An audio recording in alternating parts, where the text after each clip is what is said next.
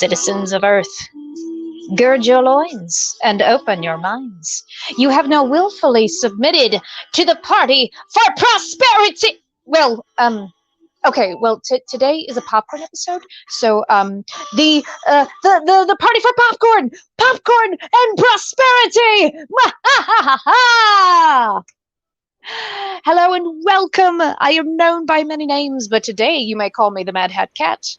And if you are to speak of me in the third person, perhaps to proclaim the wonders of our most deviant and devious party, you may use the pronouns they, them, theirs, themselves. May I introduce my supervillainous associate, Doc Zodiac. Good afternoon. Yes, I am known as Doc Zodiac, mad cult leader, forward-looking visionary, and mixologist extraordinaire, here to show you light and truth as I perceive it.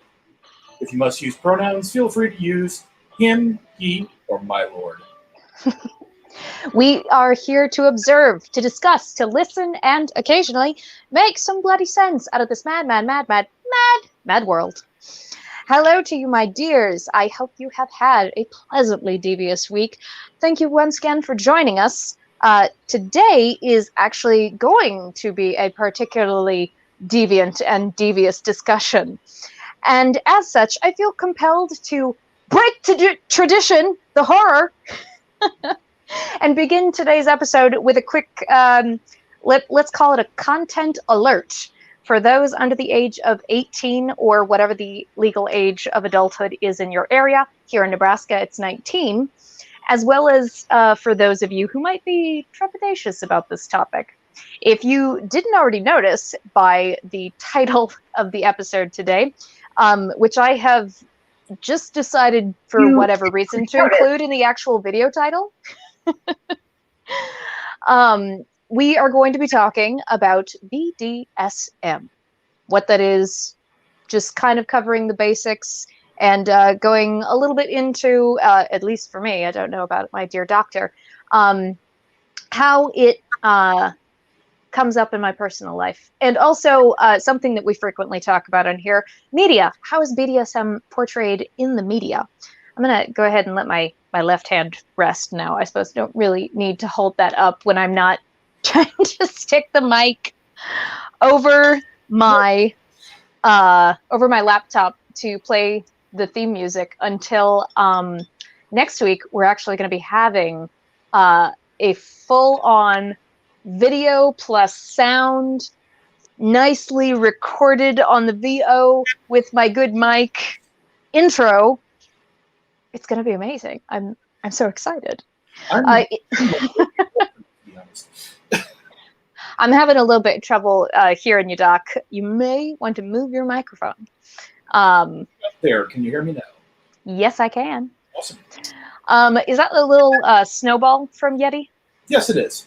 Okay. Everybody loves that. This was totally unintended, but that stupid title, really stupidly punny title that I came up with, BDSMores-Flavored Popcorn, since this week is a popcorn episode. I happen to have a s'mores milk stout, oatmeal milk stout beer as my libation for the day. Doesn't always have to be alcoholic, and of course now I've misplaced my bottle opener. Doesn't always have to be alcoholic. Usually with anything, especially when I have a guest on the show, I always say that, we're going to be discussing things over fermented plant water. So that means wine, whiskey, tea, beer, in this case, kombucha, if you're into that sort of thing. Yeah. If you're one of those hippie people, like me. Right. Before I actually crack this open, I figure we will go back to tradition and do what we normally do at the beginning of the episode, which is the reading of the party manifesto. Of course. In this case, I think I'm going to have you start us off this week. Oh, okay. Do it. Rule 1. Whenever possible, supervillains must treat others with kindness, civility, and respect. One never knows who they might be addressing or what sort of day they've had. Number 2. Hate is hate and should be directed towards systems wicked and behaviors most foul, rather than toward individual persons and groups en masse. 3. Thoughtful deviation drives progress. Embrace your considerate deviance and let it guide you. Number 4. Your thoughts are your thoughts and can never be taken from you. Your words said aloud, and your actions in the world have consequences. Choose your words and actions wisely. Rule the 5th. The party will not shun the ignorant, but willful ignorance is a crime of the highest degree, and rehabilitation must be scheduled or performed on the perpetrator's own time. I love it when you do that and they go, rule the 4th, rule the 5th. Someday you'll have to tell me where that came from. Finally, at least for now, 6. The party, much like Socrates, knows for certain that they know nothing for certain, and reserves the right to refine and amend its manifesto on an ongoing basis. And now I am going to see who we in fact have in there. Oh, it might just be you and me for the mo. That's fine. Han isn't going to be able to immediately join us today. I believe he is off watching a friend's stream. But that's good. I like it when people support their creators. Yeah, that makes me happy. Agreed. Especially the more and more that I'm seeing as we get further and further into a culture that's now being shaped by not being able to leave the house. It's right. kind of fun to see all of the people who are like, well, I've always wanted to. Well, God damn it, go do it. Do the thing. Do the thing. Do it. The worst thing that happens is you look like a fool. Don't worry, we've been doing that for quite a while. We've made it work for us. You know what else might be a good idea is that I should share this on Facebook so that the handful of people who are coming in from Facebook, which according to the analytics are a few people. So someone's clicking on my Facebook link. I don't know who though. I have like one particular guess and that's it. I moved my camera a little bit because the sun is shifting and now I don't know where to sit. And I'm like, there are all these pillows in the way.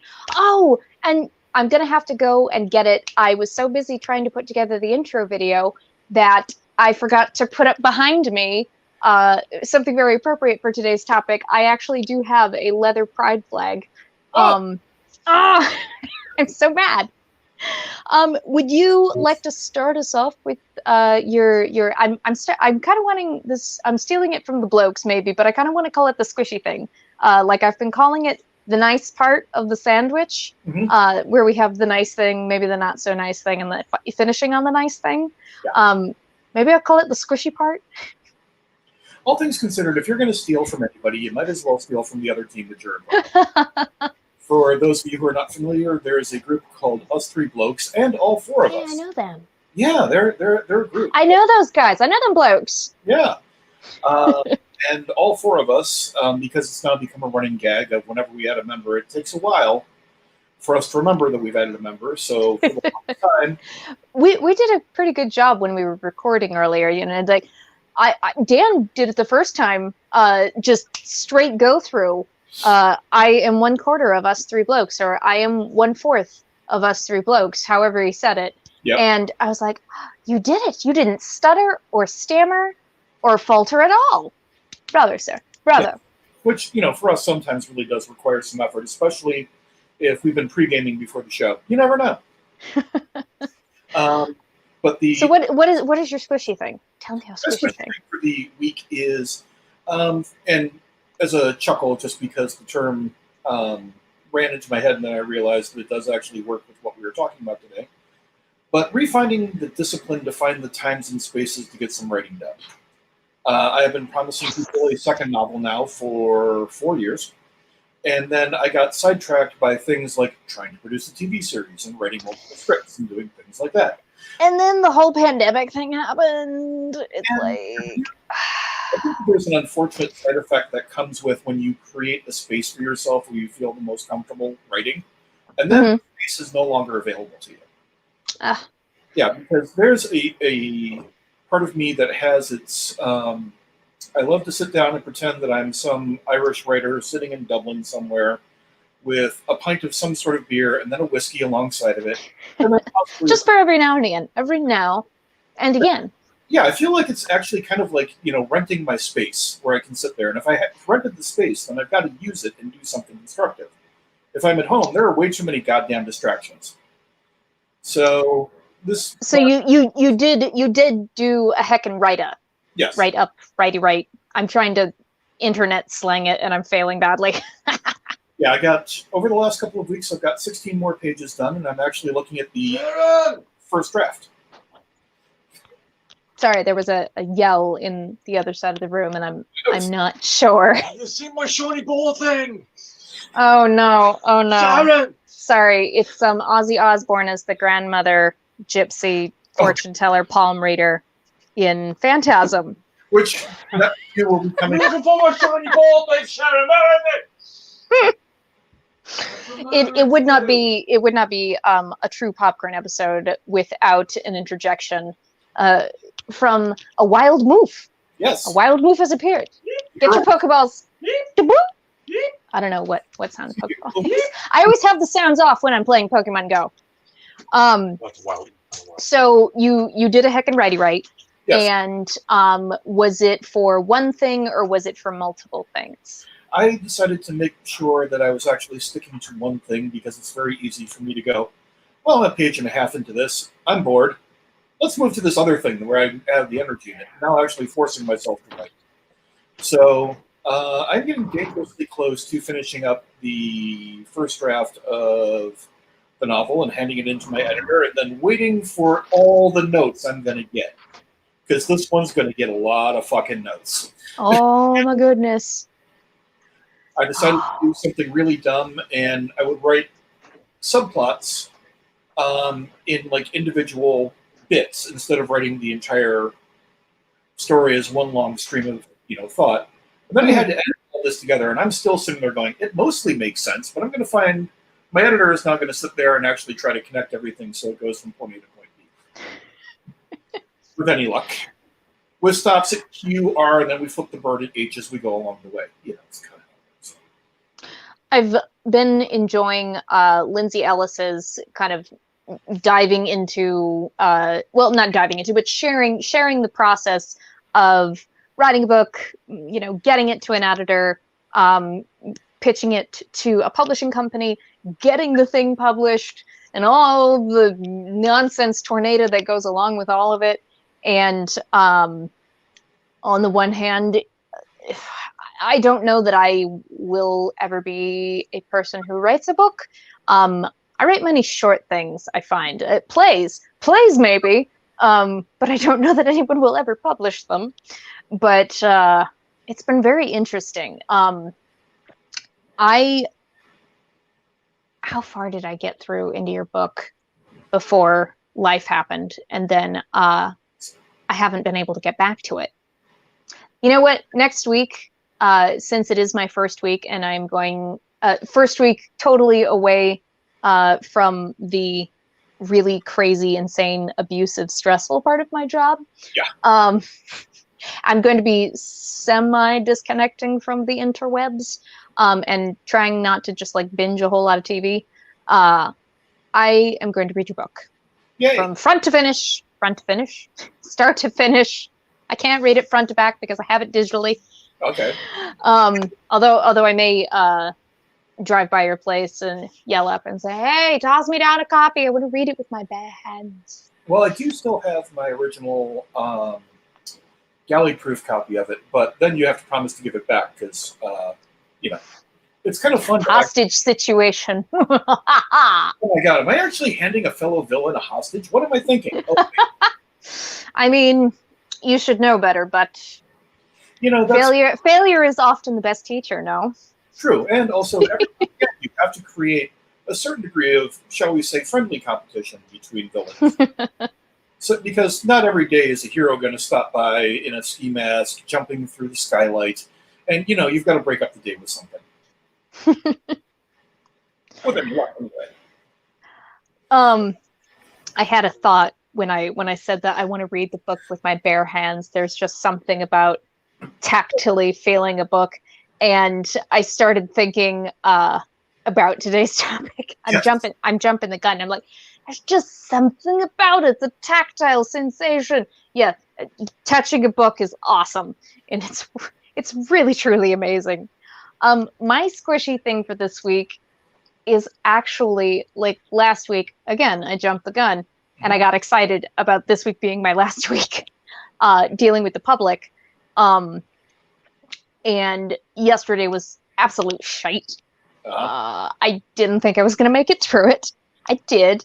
But how did I put it to you and the blokes? I felt like trash in a bag that is leaking, but you don't realize it until you've gone all over the house with it. Yes. That's what I felt like. But I'm free now. And look, this is my squishy for the week. What my very dear friend and co-worker gave me my first squishmallows is what they're called. You see them at Walgreens all the time, and I've been saying for ages, because there's squishy. Oh, there's just the tactile sensation of the squish. It's different. It's different than the feeling of a lot of plush animals. There's just it's so nice. And this is like the perfect one for me. It's a cat, but it's also a unicorn. Yeah. And it has a little tail. And she gave that to me, and I was like, oh, this is the best semi-going away gift. Thank you. And it was such a crap day. This made me very happy. All right. Well, I guess it's settled now. The good part of the sandwich or the good thing that we are loving right now, or that happened to us, that starts off the sandwich of the show, is now called the squishy part. Yes. I love the fact that it's official. Squishy. Yeah, the entire concept, for those who will come back and watch this at some point in time, is there was a comment made when we were talking in, of all things, I think it was Mage the Ascension game, and somebody made a comment about reality is way, way, way too firm. It needs to be way more squishy. And I went, okay, hang on. First of all, I'm going to help you with that. Second of all, wait. I'm stealing that fucking term. Thank you. All mine, not yours. I don't often just whole hog steal ideas from people, but if it's a really good idea, just saying, it's a distinct possibility.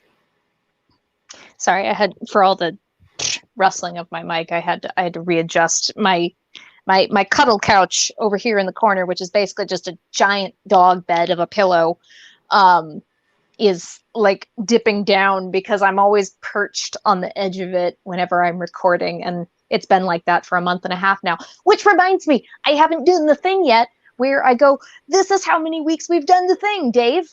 It's been 7 weeks now. We have done the thing for 7 weeks. We rule. We actually are now. I think there's a term for this, and momentum. Yes, that thing. That thing. You didn't take 17 minutes to find it. No, I didn't. Just in case Star is watching. If Star is watching, we're going to write it. But it turns. I jokingly say now, this is my day of continual filming, where I sit down, and at 1 o'clock I sit down and we review with the blokes, and then I get about a half break to do something, and then after that I turn around and I put on my supervillain hat. I need a hat. I need a proper supervillain. It can't be a sport. You need a villainous hat. Yeah. Well, okay, now I know what I'm doing on my next shopping trip. I was going out and hunting for specifically, what hats do you have that just, say, I'm here to take over the world? Yeah, just come. Very confused sales associate. I mean, that ought to be fairly entertaining. I think I might walk into Dick's Western Wear just to see the look on their face when I say that. Do you have any taking over the world hats? That looks good. Yeah. But I've decided it can't be a fedora because fedora typically now got its own subsect to it that I don't like. Depending on what type of fedora it is, because what most people think of as a fedora is like not quite a fedora. It's almost more of a pork pie. But speaking of fedoras, like proper full brimmed fedoras, I had a customer the other day. He's probably in his 80s at this point, and has just this beautiful, beautiful black leather fedora with brown braided wrap around the the scalp portion of it. I don't know what hats are. I'm not a milliner or a haberdasher, though I have always wanted to be. Anyway, Yes. this was a fantastic hat, and I every time he's come in, I have mooned over it. And I've also told a few people in this past week, like, yeah, actually, I'm not going to be really around during the week when y'all are here, so have a good life. Yeah. Because there are customers that I really like. Yeah. Which may be surprising to some, considering how I typically speak of my job. But yeah, I'm going to miss some of them. Some of them were very nice, and there are some really cute little old couples that are always coming in. Are just adorable. All right. Well, since we have gotten through the squishy bits, we've gotten through the manifesto. I have done the thing where I say, we've been doing this for 7 weeks. Ah! Even though this is the 6th official episode, I'm counting the pilot. Ah! I shouldn't shake up my beard. That's a bad idea. Maybe I should. Yeah, I'm just going to say, if you wind up taking... That's okay, because I have a second one here, and even though it's slightly less chilled, it is unshaken. So let's crack open the topic, eh? Yeah. It's salud. Okay. Sancho. So I imagine that depending on where you are coming from, whether you sort of stumbled onto my channel because you used to watch Molly Oblivion back when she was doing live stream. Currently, she is doing her podcast Final Go Friday. Google it. And hell, I'll throw a link down in the description because I can do that. This is my channel. I do what I want. People might be interested to know, why exactly did you pick this topic? Is it just random because? Was there something in the Daily Mail, that fucking UK tabloid? Oh my God, the Daily Mail. Was there a scandalous story in the Daily Mail that prompted this? There were a number of things that inspired me to make this the popcorn topic of the week. A lot of the reasons, there have been multiple times in the past week and a half, 2 weeks, that one of my favorite creators, Kat Black, has posted a number of videos. She's talks about BDSM and the kink community in her area, which is LA. Quite maybe not frequently, but often. It's a big part of her life, and she is very well educated on the matter. And I love it. I love it when she does videos that specifically focus on an area of it. And most of the time in her series True Tea, she's, it's mostly unscripted, I think. And she's trying to come at it from a very personal, down to earth level, rather than like very highbrow, unattainable educational level, which I really appreciate, because as we will get into, I'm sure, a lot of times I understand that part of the appeal of BDSM to folks is the kind of the dark mystique around it. And if you kind of remove that, or say, now we're all just a bunch of fucking nerds, which is true. Yeah. Which is very, very, very true. BDSMers are just enormous nerds. I was going to say, your chances of finding someone who's really, really into BDSM is probably going to be higher if you look around, say, a group of librarians than if you go around looking at a group of club people. There is something that goes hand in hand with that particular personality of wanting to know more and wanting to explore more. And so after a while, it kind of goes from wanting to simply going, why shouldn't I? I'm going to do the thing. I'm going to do the thing. I'm going to switch over because I see that a couple of Nutropop. Oh no, we're talking about pork pies, hats. Well, I don't know that I know Nutropop. Pop. I'm just going to call you Pop. Whomstever you are. Thank you for joining us. If you feel like sharing, you can go ahead and tell me, or DM me wherever you found the link Thanks for joining. Nice to see you. Oh God, thoughts. What are they and where did they go? I was talking about librarians and kink levels, and there we go. Yes. Yeah, the whole wanting to learn more thing and just kind of that hunger for more knowledge and more experience is something that is pretty common among people who are what I would call members of the kink community. So and that may be kind of a good point to jump in to the basics of it, as it were, for the folks at home who don't know all of the industry terminology, as I like to say. Hey there, media. Nice to see you. Pleasure. Thanks for joining in. Welcome. So most people at this point, I feel like everybody kind of has a passing knowledge of it at the very least. Out in mainstream society, there has been, and even before the book whose name we shall not speak. Now, I'm being sassy about it. If you enjoy 50 Shades of Grey, I don't care. It's fine. Whatever you like, what you like. That's kind of, no shame. No, we don't kink shame here. So what is BDSM? It's kind of a wibbly wobbly acronym and stands for like a multitude of things kind of smooshed together. So for the B and the D, bondage and domination, or bondage and discipline, it's all kind of together. So let's go backwards, I guess. Bondage, discipline, and then DS together, domination, submission, and then the S and the M together, sadism, masochism. And bondage is what? Bondage is being constricted and being unable to move in various ways. Discipline is exactly what it sounds like. It's discipline, verbal, physical, whatever floats your boat.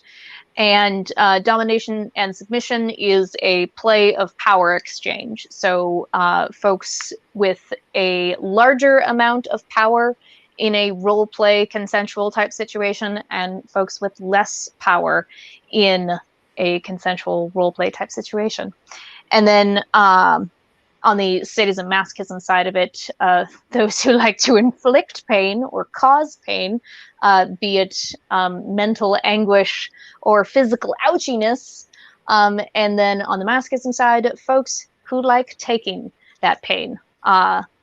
And just like anything else, just like any other hobby or passion, as it is for me, you can get into it and it can be for unhealthy reasons, or you can get into it out of, a healthy curiosity. I would say on the unhealthy side of things, some people might get into the S&M side of it, the sadism masochism side of it, because they have unprocessed stuff that they are not dealing with, and instead what they're doing is dealing with it through either inflicting pain on other people or receiving pain from other people. And I won't say that that BDSM isn't something that can be very therapeutic, but also please, if you have unprocessed stuff, go to people you trust, go to friends and family, or if you need kind of a neutral third party outside of your situation, go see a counselor or a therapist and process that stuff first, or kind of in the beginnings of your exploration of that sort of a thing, and then you can kind of work through whatever those dark desires are. Any thoughts on that starting bit? I was sitting down and I was doing the research for a project that you and I are both working on, Blood Roses, and it started with the idea of psychological imprinting. The idea that when you have your first sexual experience or some of your first really, really intense emotional experiences, the circumstances around it oftentimes kind of create a shade in a sense for what it is that you're doing. Freud. Yeah. But there's actually a lot of proof saying there's actually I shouldn't say proof, but a lot of evidence saying that the two do tend to go hand in hand. And so there is... It's a very understudied topic. It's a difficult topic to study if you're going to plan on... A lot of it is going to be anecdotal evidence. You know, you can't find somebody... And like Dr. Gregory House says, everyone lies. Yeah. Everybody, and also everything is shot through the filter of somebody's experiences. To me, it's about the idea, to me, the formative idea of it is there's a certain amount of imprinting involved, there's a certain amount of desire, there's also a certain amount of curiosity when you see somebody else doing something and going, why would you do that? Or what kind of enjoyment do you get from that? And then following the trail that goes with it. Or sitting there, like I was sitting around joking with a really good friend of mine about the website FetLife, which we jokingly refer to as the home of who gets into that? Who gets into that? And then you're like, well, I guess I get into that. There's a million things that you never realize that are going to sit there and trip a trigger in the back of your brain. And it could be just basic chemistry. It could be an element of what your life experiences have been, or a combination of all of the above. To me, though, it's something that when I'm contemplating playing with somebody on some level, knowing what they want, knowing even more what they don't want, and having an idea of where they sit on a psychological spectrum of their need being something that is either something that's intellectual or something that's very, very emotional and very primal. Because sometimes those they can go hand in hand, and sometimes they can be in two completely different corners. So yeah, that's kind of, just to give it a start in that area. Yeah, I've always kind of had the sense, even from the very beginning, which this brings me to caveat. If any of you under 18/19 years old people are still watching, don't try to worm your way into the fetish community now. Don't get sucked into any kind of power exchange relationship online. You are too, I'm not going to say that you're too young to understand that stuff, but it's a scary world out there, and I need you to be protecting yourselves. And there are a lot of life experiences and steps to building a very solid emotional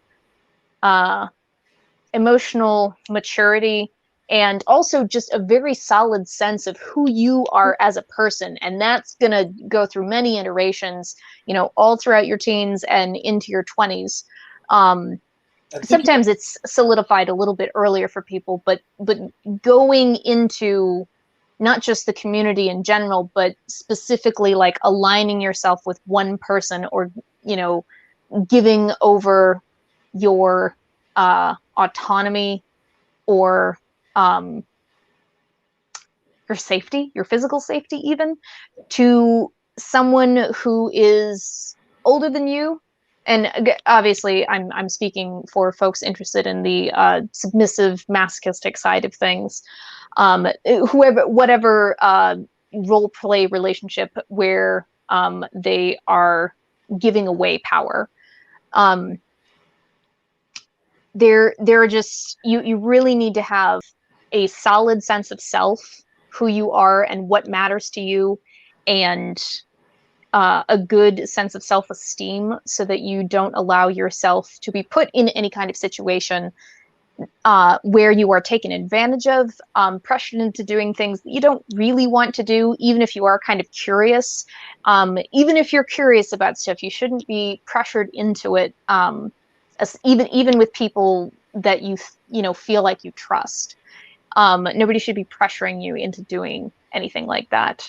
Now, if it's a discussion, and a very, very open communication, and the other person to whom you have given the power is being very slow and methodical about this with you, I mean, go ahead, hang on to them. But again, especially if you're underage, I'm begging you, do not go trolling around the internet for this stuff. There will be time for it, I promise. I know it's really exciting to think about it. Journal it. Journal that shit, baby. You can save that stuff up, and the second that you are of age go ahead and search on the internet first before you go around and find local munches. Munches, by the way, are, if you're not in any kind of fandom subculture, basically just meetups where folks are meeting in public. They have similar interests. There's usually not any of the particular activity going on, especially with BDSM munches, or kink munches, whatever you want to call them. Most of the time, it's basically just going out, having a bite to eat, having a bevy, and there might be discussion of the thing, you know, that has brought you all there, the mutual interest, but it all stays pretty platonic and friendly. At least that's how it should be. If it starts to drift in the direction of getting erotic in a public space, that's actually not okay. In my book, I think, and in most folks who are a part of a kink community, Well, there's a huge difference. It's fine to not be ashamed of your interests, but also you don't know who all is there, especially if you're going to be in a space with children. You know, the way that you're dressed, it's not appropriate to be bringing that out onto other people, because what are we big huge fans of in this community, Dave? Oh, a certain amount of politeness, decorum, overall sense of manners, you know. Begins with a C. A certain amount of consent going on. There we go. That's the word I wanted. Look, consent. Consent is the big thing. I'll come up with something around there that makes sense. Sorry, my phone just started ringing. I wanted to make sure I had I did hear a little bling blong earlier, which reminds me, I'm going to make sure that I have do not disturb on. Boop. I done booped it. Okay, now I'm back. So we've got our general acronym, and you know the squishy definition of it. Squishy, or not squishy, but wibbly wobbly. The wibbly wobbly acronym that is BDSM. What sort of person is into that sort of thing? everyone. Fucking everyone. And that's not to say that everyone in the world is secretly kinky or anything like that. And I would also like to reiterate, well, not reiterate, but iterate for the first time, and then I will reiterate it again later, that if this is not your jam, there is no problem with that. You are not boring. You are not basic. The people who will tell you that are jerks, and I don't want them in my kink community. Well, then they're just pressuring. Yeah. Well, until they stop it. Once they stop that shit, they can come back. Look, we've all had moments of having to help in the community, so. So for the folks who are not into the kinky stuff, like exclusively, like not even just a little bit of, you know, mild trying it out only in the bedroom, no other people involved except for you and a long-term partner. And then you will never speak of it again. Folks on the other side of things are referred to as vanilla. And that's used in a couple of different ways. I don't know that it originated with as an adjective to describe people who are not kinky. I'm sure that vanilla has been used to describe something other than that, but has kind of the same insinuation behind it. Do you know? Sorry, repeat that. I was just responding. I was responding to somebody in here, so my apologies. That's all right. That's all right. I don't keep up with the chat very well, so I'm glad that you do. This is a thing. It's a process. I'm learning. Yes. What I was saying was that to describe the non-kinky folks, we often use the word vanilla. And I don't know that using an adjective in that way, basically to describe, you know, the person into the not edgy thing. I don't know if it originated with BDSMers or if it had been used before to describe something else. Do you have any idea about that? Not, not from any kind of like practical knowledge, but I have a feeling that that particular piece of terminology has been used, to describe anybody who is outside of a particular subculture. There's us, and then there are those vanilla people. There are those normies. They were the normies. Yeah. We didn't like normies. It had, well, I don't know if it had already been taken by incel communities. I don't like the word normies. It's very. It used to be. Well, go ahead. It used to be something, and then it got taken over by edgelords, and that's when it stopped being anything that I really wanted to use. Yeah, I don't know. I guess, when people say the word normies, and when people say the word vanilla with a certain level of disdain in their voice, I don't appreciate that. Like, they can be into or not be into whatever they want, just like we can. And that's kind of like one of the major tenets of, being into this sort of thing is if you're into it, you're into it. And if you're not, that's cool, baby. But there is an element there that goes hand in hand with an idea of, and this goes with, you can make any subculture in have this going on in it, in the idea that there's always this, you're not a real nerd. You're not a real Batman fan. You've only seen the movies that came out in the last 10 years. Right, that sort of thing. And also there's an elitism of, we're in here and we're doing this thing and we're part of this group. Yeah. And everybody else isn't. And to me, it's more a matter of, look, I'm going to go and hang out with just about everybody, but there are the certain circles of people that I want to spend way more time with. But I'm not going to look at people outside of that with disdain, because who knows? I might discover something about somebody outside of our group and then go, you really need to be in our group. It's nice to have like multiple groups of people, that sometimes cross paths, and like they all kind of have their sort of main thing, or at least, cluster of things that kind of brought you all together. Like I have, I usually refer to them as like the gaming gang. Yeah. The folks that I play board games and tabletop RPGs with on a frequent basis. And then I have my kink family. Well, specifically my rope family, referring to shibari, rope bondage. They are back in San Francisco, and I love them very much, and I miss them very much. I used to be able to travel, and everyone used to be able to travel. I used to try and travel out there at least once a year ever since I kind of became friends with them, so that I could go and visit them. And this past year has been maddening, because it's been almost 2 years since I've seen them now. I feel like it's probably more like a year and a half, but it feels so much longer. And talking over Zoom is just it's not the same. Everyone, please be responsible so that we can be done with this. Yeah. Sorry, I know this is a popcorn episode. I'm gonna try and keep it fluffy. But yeah, we are all in that phase of sitting around there, and it feels like that we're surrounded by that kid in class who kept misbehaving, and therefore we as a class couldn't go to recess.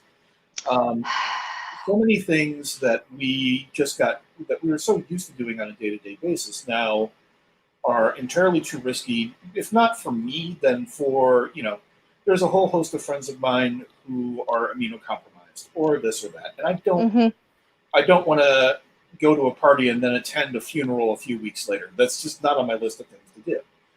But at the same time, I think that there is something about, and it's getting back to that, it's something that we as a society, and then also as people who find BDSM interesting, is that there is an intimacy that goes hand in hand with just physical contact on almost any level with people. Mm-hmm. But when you're giving yourself over into a circumstance, or someone's giving themselves over to you, there is an intimacy in that, and there's an inherent element of trust that is something that really is one of the binding elements of a BDSM play or a BDSM relationship.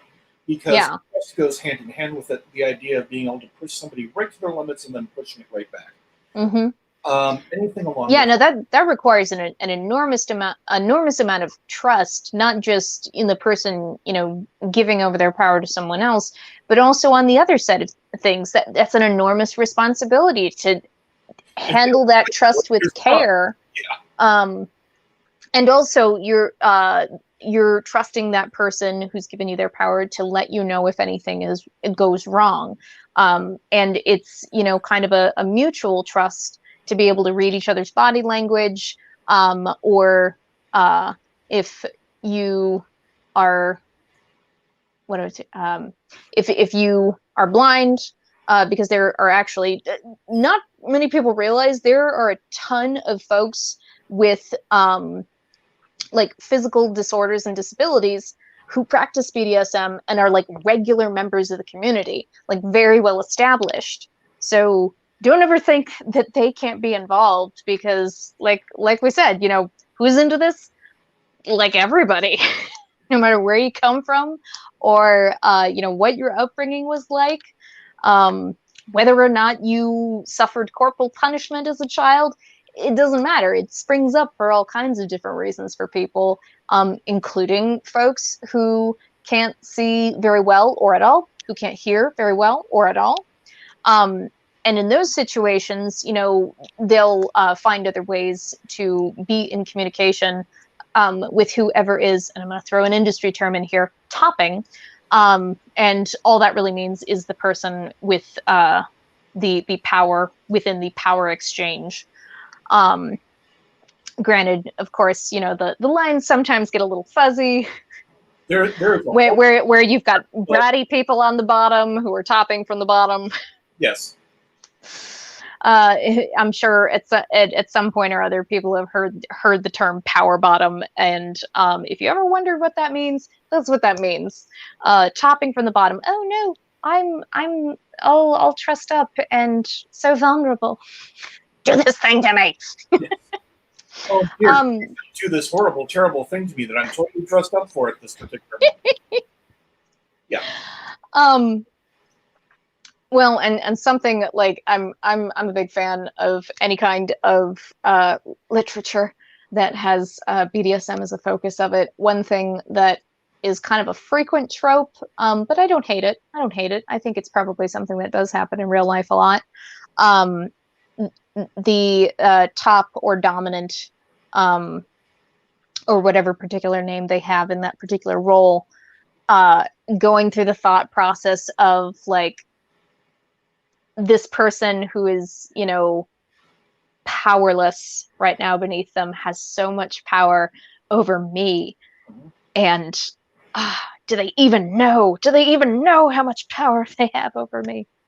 And it's like written almost the exact same way every time. I'm pleasantly surprised when I find someone who has found kind of a different way to voice it in their writing, kind of different stylistically. But it's true though. I'm sure that people have that experience. Me in particular, I don't typically put myself in that toppy kind of role. Every now and again, but where my talents lie are in the challenge me. Come on, I can take it. And anyone who has ever seen me do any kind of physical feats, gymnastic-y, yoga-y type of stuff, I don't do backflips or anything like that, but I have performed some pretty incredible feats in rope scenes, for example, that I'm very proud of. Yes. And even if no one else is in the room, which a lot of the times when folks are doing this, it's at a public event, there are other people around, whether or not the voyeuristic or being voyeured, the voyeury, what's the word for the person who's being watched? Exhibitionist. Whether or not there's a voyeuristic aspect or an exhibitionist aspect, doesn't always enter the picture, but it's definitely still, you can feel that that energy coming off of people, like, oh my God, is that even physically possible? And I can't help but swell with pride a little bit, or it might be the blood rushing to my head because I'm upside down. Not sure. I can't remember what it was. Oh, we were talking about the term vanilla and whether or not it originated within the BDSM community or whether it was kind of started by BDSMers. It made me think. I actually did a little bit of tippity tappity things because I am working on another video about something within the realm of BDSM, and the term BDSM apparently is relatively new. Like, I tried to find other sources, but most things that I found said that the earliest known recorded use of that term is on kind of a pre-internet, starting at the same time internet. I think it's called Usenet or Usernet. Yep. Yeah, back in 1990 or 1991. And that kind of blew my mind a little bit. I was like, but all of this stuff, the community, the gay community back in the 80s, well, late 70s, all through the 80s and into the early 90s, there was tons of what we would call BDSM activity and BDSM events and BDSM lifestylers. How could it have not existed before that? But that is something I'm going to have to research more. And I know, by the way, everyone who's watching and everyone who is in this community, pay your goddamn respects to the queers, okay? The gay leather community did so much to kind of create and put a framework on this world that we know today, in large part because they were looking for ways to explore their sexuality, to explore their romantic attraction to men, amid the AIDS epidemic. And S&M and bondage and power exchange was a way to go explore that with another person, to share that sense of intimacy without risking their health. And first of all, I just got chills for a second. That's fucking amazing. And the whole, there, like, fashion trends came out of that too. The hankies in the back pocket, different colors, flagging is the term for it. That came from the gay leather community. And certain colors mean that you're into specific things. And it's sort of carried over a little bit into the lesbian community. That is a little less well documented. Something that I will probably delve into the history of at some point. But S&M, I know, has been a term to, like, a shortened acronym for sadomasochism, for heckin' forever. At least throughout the 20th century.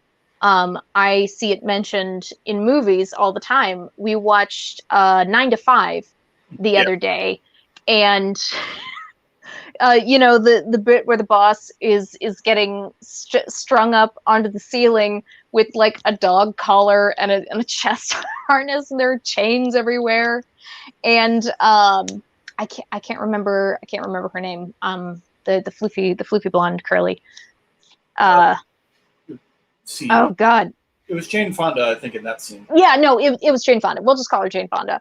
Yeah. Jane Fonda's ex-husband has come at the most inopportune time. How do these things happen? It's so crazy and hijinksy. He's come to basically say, what does he say? I came here to ask you to say that I'll take you back, when he was the one that left. Yeah. And he wandered upstairs looking for her, opened the door, and sees the boss strung up on the ceiling. And, they're trying to keep him trapped there so that he doesn't reveal certain information. And it has nothing to do with sex stuff or anything of the like. But, the ex-husband walks back out. I can't believe this is the sort of thing that you're into? Bondage? S&M? And her response was priceless. Go ahead. Her response is priceless because she said, "Yes, I am into Eminem." Yeah. Yes, no, she's like, I am into M&Ms. The most vanilla, like little princess type woman. I love her. I love her character so much. Saying something like that is just precious. And you know, that kind of steers us off into the whole how is BDSM represented in the media kind of thing. And this might be the point where a lot more people can relate. And at this point, I think we're about at the time where more folks are just getting off of work, just getting off of you know, what it is that they do during the day, and will be coming along. So this is good. This is good timing. Left work just in time for the, you know, Cat and Dr. Zodiac BDSM party, of course. Hey, I did say on the Facebook post, I'm like, hey, we're live for the 18+ crowd. Not that I know anybody on Facebook who is under 18. Most of the people I know are 10 to 20 years older than me. Actually, no, it's more than that now. 10 to 50 years older than me on Facebook. And no, none of those people are my parents. I am not friends with my parents on Facebook. I love them very much. Parentals, if you should ever see this, in which case, what are you doing? Shut it off! Shut it off now! I love it. I love you and everything. I'm not going to be on the social media with you. I'll talk to you like face to face, like a real person. Yeah. But I was actually just sitting down and reviewing. There's actually a very good documentary series that IFC did probably about 12 years ago, called Indie Sex, where they talk about sex as it's been represented in independent films as opposed to mainstream films. Mm-hmm. And that is a space where you can actually approach things in a bit more of a realistic, kind of character-driven sort of way, because most of the time when you see BDSM being represented in mass media, in the popular media, it's usually for comedy. Yeah. Or it's going to be, well, the serial killer was seriously into bondage, or some sort of. Oh no, that's how you know that they're a psycho killer. Qu'est-ce que c'est is if they are into the bondage and the M&Ms. Yeah. Although one of the worst offenders also has one of my favorite BDSM characters. The TV show CSI had the character Lady Heather, who is still one of my favorite kind of characters, and has elements of representation in there that I actually kind of enjoy. My show has also done horrible things to an awful lot of done some rather serious damage to some subcultures, you know, respect to the furries. But by and large, finding if you want to find a truthful, interesting, and somewhat more realistic view of BDSM in the media, you're really going to have to start going into independent film. I mean, the most obvious one is going to be Secretary. Secretary is one of those films where they got it right. Somebody made a comment about, if you're going to make a film about sex, you're making softcore pornography. But the thing that makes it interesting is writing about the people who are actually having the sex and why they're doing it. And that film absolutely captured it. Also, the casting did wonders. Yes, no, the casting in that is fucking perfect. Oh my god. Yeah. James Spader is so nervous. Oh, and I love him so much. The only thing that I have ever felt like in a kind of a negative way about Secretary really doesn't spring from the fact that the female lead in that movie is she practices self-harm in the form of various sharp implements to help her cope with stuff. In particular, I think her parents fighting is a big one. Yeah. If there were other films of that caliber that featured BDSM as like the focus of it, or like a very major motif throughout, that didn't feature a submissive who practices self-harm, then it might not feel as glaring. But even with that said, Secretary is a phenomenal film, whether or not you are interested in BDSM personally. And I don't think there's anything in that movie. Honestly, I think they struck a really good balance of being incredibly accurate to the sorts of goings on between two people who are playing together like that. But also there was nothing, like, they showed some extreme kind of forms of power exchange, but nothing like with the spreader bar on her arms and that very, very, very iconic opening scene. Oh, it's so pretty. Oh, it's so pretty. Oh, and I love it so much. But also, you know, him putting the saddle on her while she's on top of his desk. Like they kind of just brushed at the more extreme things and then pulled away before the mainstream vanilla folks had too much of a chance to become uncomfortable. But even so, even though they were, you know, trying to be gentle and, you know, go slow for the vanilla folks at home, they still did a very good job of being sensitive to the topic and portraying it in a realistic way. And that also goes not just for the successes that they have in this type of play they have together, but also in the failures. Yeah. Because shutting down emotionally and shutting your partner out and completely stopping talking to them, that's not good. That's not good in any kind of relationship, really, that you want to continue. Or even if you don't want to continue it, like, you still need to communicate with people, like, look, this needs to end. I can't tell you why, but it has to end, and I'm going to leave now. Please don't contact me. Okay.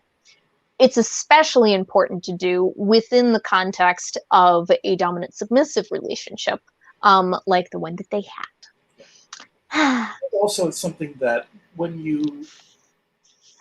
it's something that is a plot point in that film, in that James Spader's character is, as much as Maggie Gyllenhaal's character is a self-harmer and such, James Spader's character is very much kind of ashamed of his particular sets of desires. He is. He's so ashamed. And that's why he gets to that point eventually.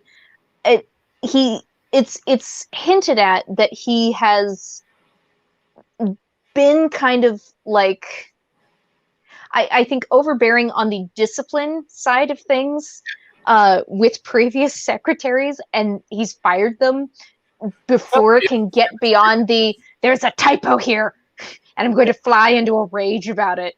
But then that doesn't happen with Maggie. She just responds to it. She wants to learn. She wants to do better. She wants so much to please him.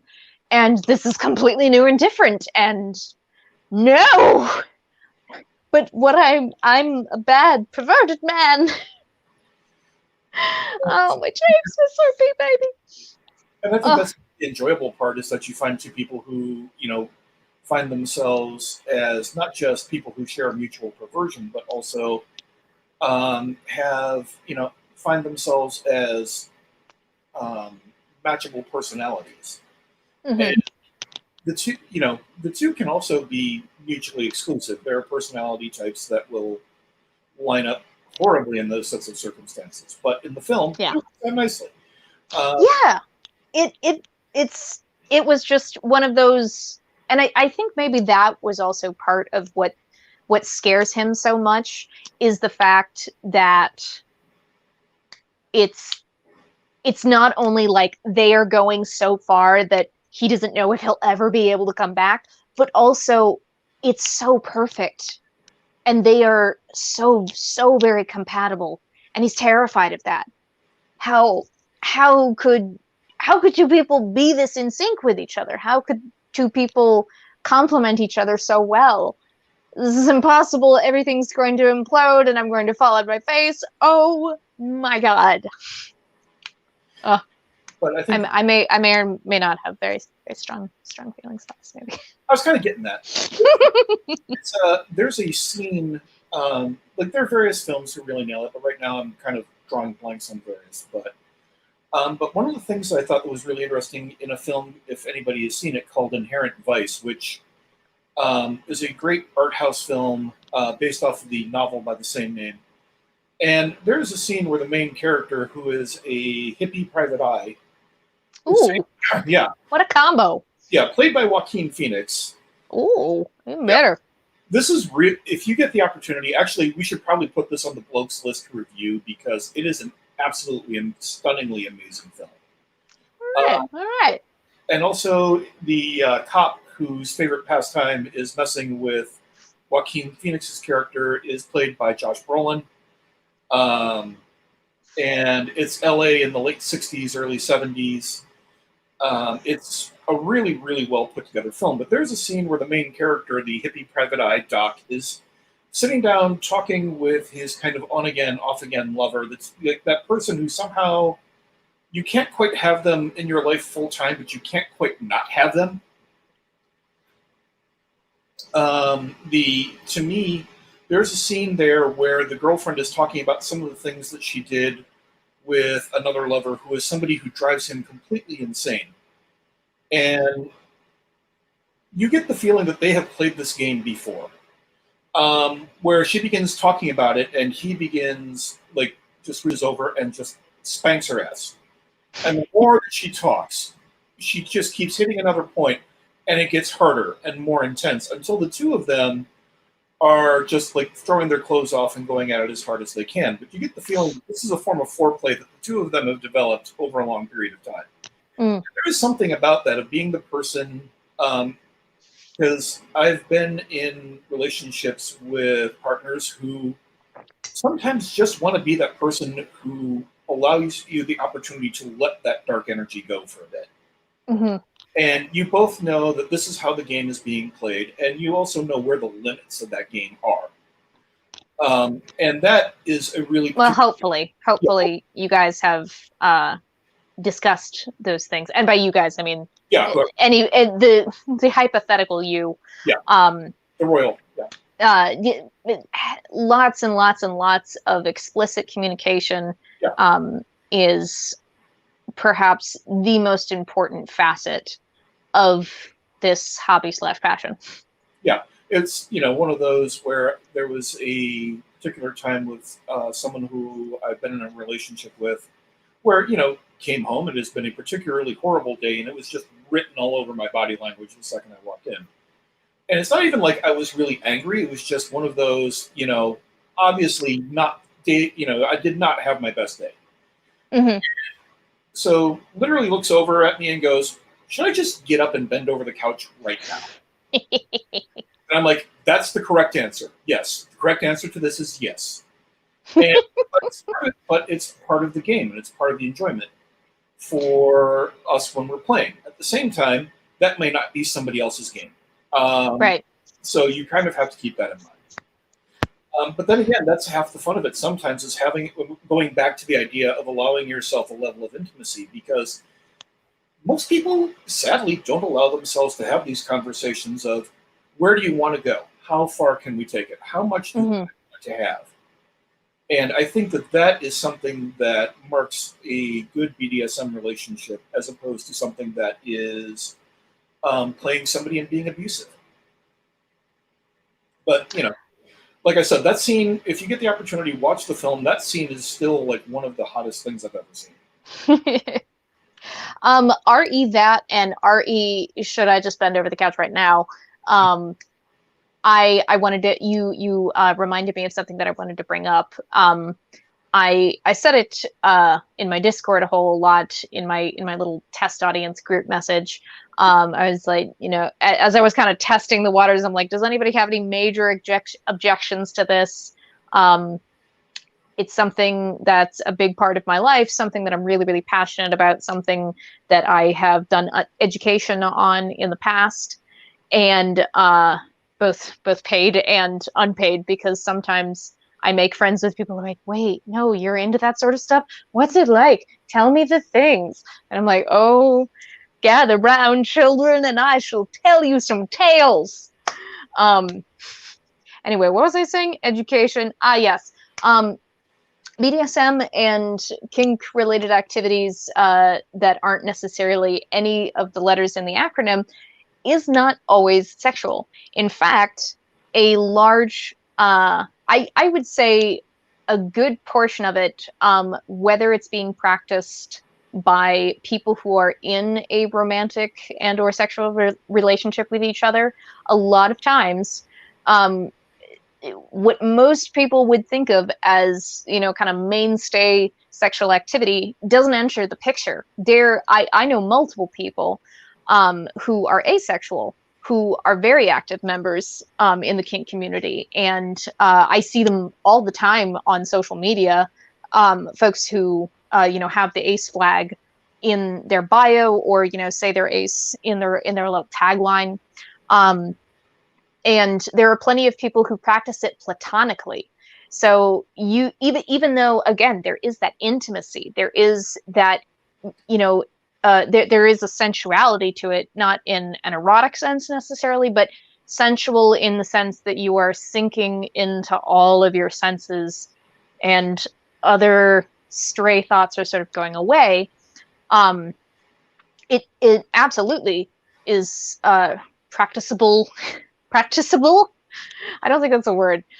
It's absolutely able to be practiced in a platonic way. The rope family that I mentioned, you know, I did rope with them platonically for weeks on end a few years back when I was first getting to know them all.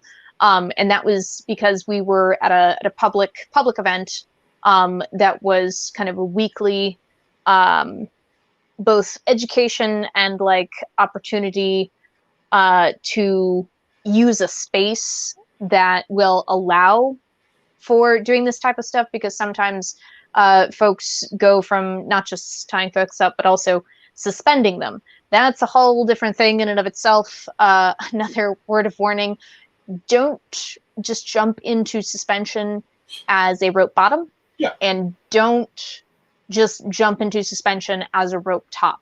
There's a little bit of danger in basically every bit of BDSM, both psychological and physical. You do risk a little bit of damage, because some of the things can be dangerous if you are not well informed and not under the influence of anything. Like a delicious s'mores oatmeal milk stout. Yeah. I will not be doing any suspension tonight. Probably. But you know, you're not just risking a couple of bruises and abrasions. You could be risking nerve damage. You could be cutting off airways, or what's the non cutting off air, but the arteries that go to the brain. Help me. Doing a blood choke. There we go, blood choke. I was like, the person who practices martial arts, please tell me the thing. Just as a side note, I actually did a demo one time for people who were into breath play and such on how to safely apply chokes. And the first thing I pointed out was there is a massive difference between a airway choke and a blood choke. Mm-hmm. Because an airway choke can definitely do damage. A blood choke can kill you in seconds if it's done the wrong way. So please, if you're watching this, keep that in mind if somebody's suggesting certain varieties of play. Yes. No, it's always good to be cautious, and if your feeling of caution is turning into nervousness and your hands are starting to shake and you're sweating and that sort of thing, you can stop. You can go ahead and say the safe word if you have one, or if you use the traffic light system, you can say red, and everything stops. That's the rule. Yes. And if people don't follow the rules, we are upset. Yeah. And we have to say, okay, it's time for scheduled rehabilitation. Or you must perform your rehabilitation on your own time. And also, if you're into being rehabilitated in a particular way, then it doesn't count. Sorry. What was it? Was it last week that you said that? Yeah. maybe that was the final nail in the coffin. Like I had been listening to a bunch of things from Cat Black, and you know, ideas kept coming, thoughts kept happening, and then you said that, and just there it is. It was the final tack in the shotgun shell taped to the hammer for me. we reviewed Phantasm earlier. I can cut that in the highlights if need be. Where was I going to go before I started chastising the people that don't stop when we say it's time to stop? Oh, just generally being careful. You know, and sometimes you know, mistakes are going to happen. You know, sometimes people are going to get a little bit of temporary nerve damage, and then what do? You communicate that, and you say, "Oh, this thing happened," and they go, "I really don't want that to happen again. We should, if we're going to continue doing this thing that made that happen, we better make sure that we can do it in a way that avoids doing what happened this time." And even making mistakes is a part of that intimacy, and being able to acknowledge them and discuss them is a part of that intimacy. Again, sexual or otherwise, romantic or otherwise, it's just all part of it. And you know, it's not for everyone. Not everyone is going to find the contents of the wibbly wobbly acronym to be appealing to them, and that's fine. It's perfectly fine. For those of us to whom it does appeal, we just have to. We don't always use this. I feel like it's kind of going out of fashion, but the phrase used to be safe, sane, and consensual. Yes.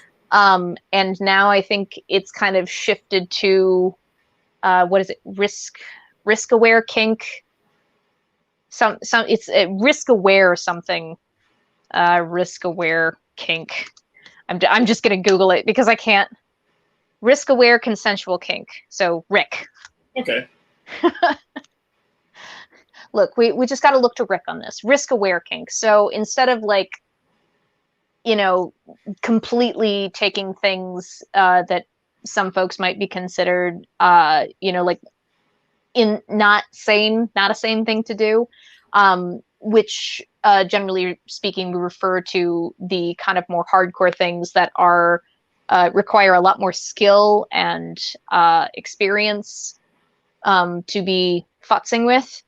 We usually refer to that as edge play, and aptly named, it usually refers to things that are sharp.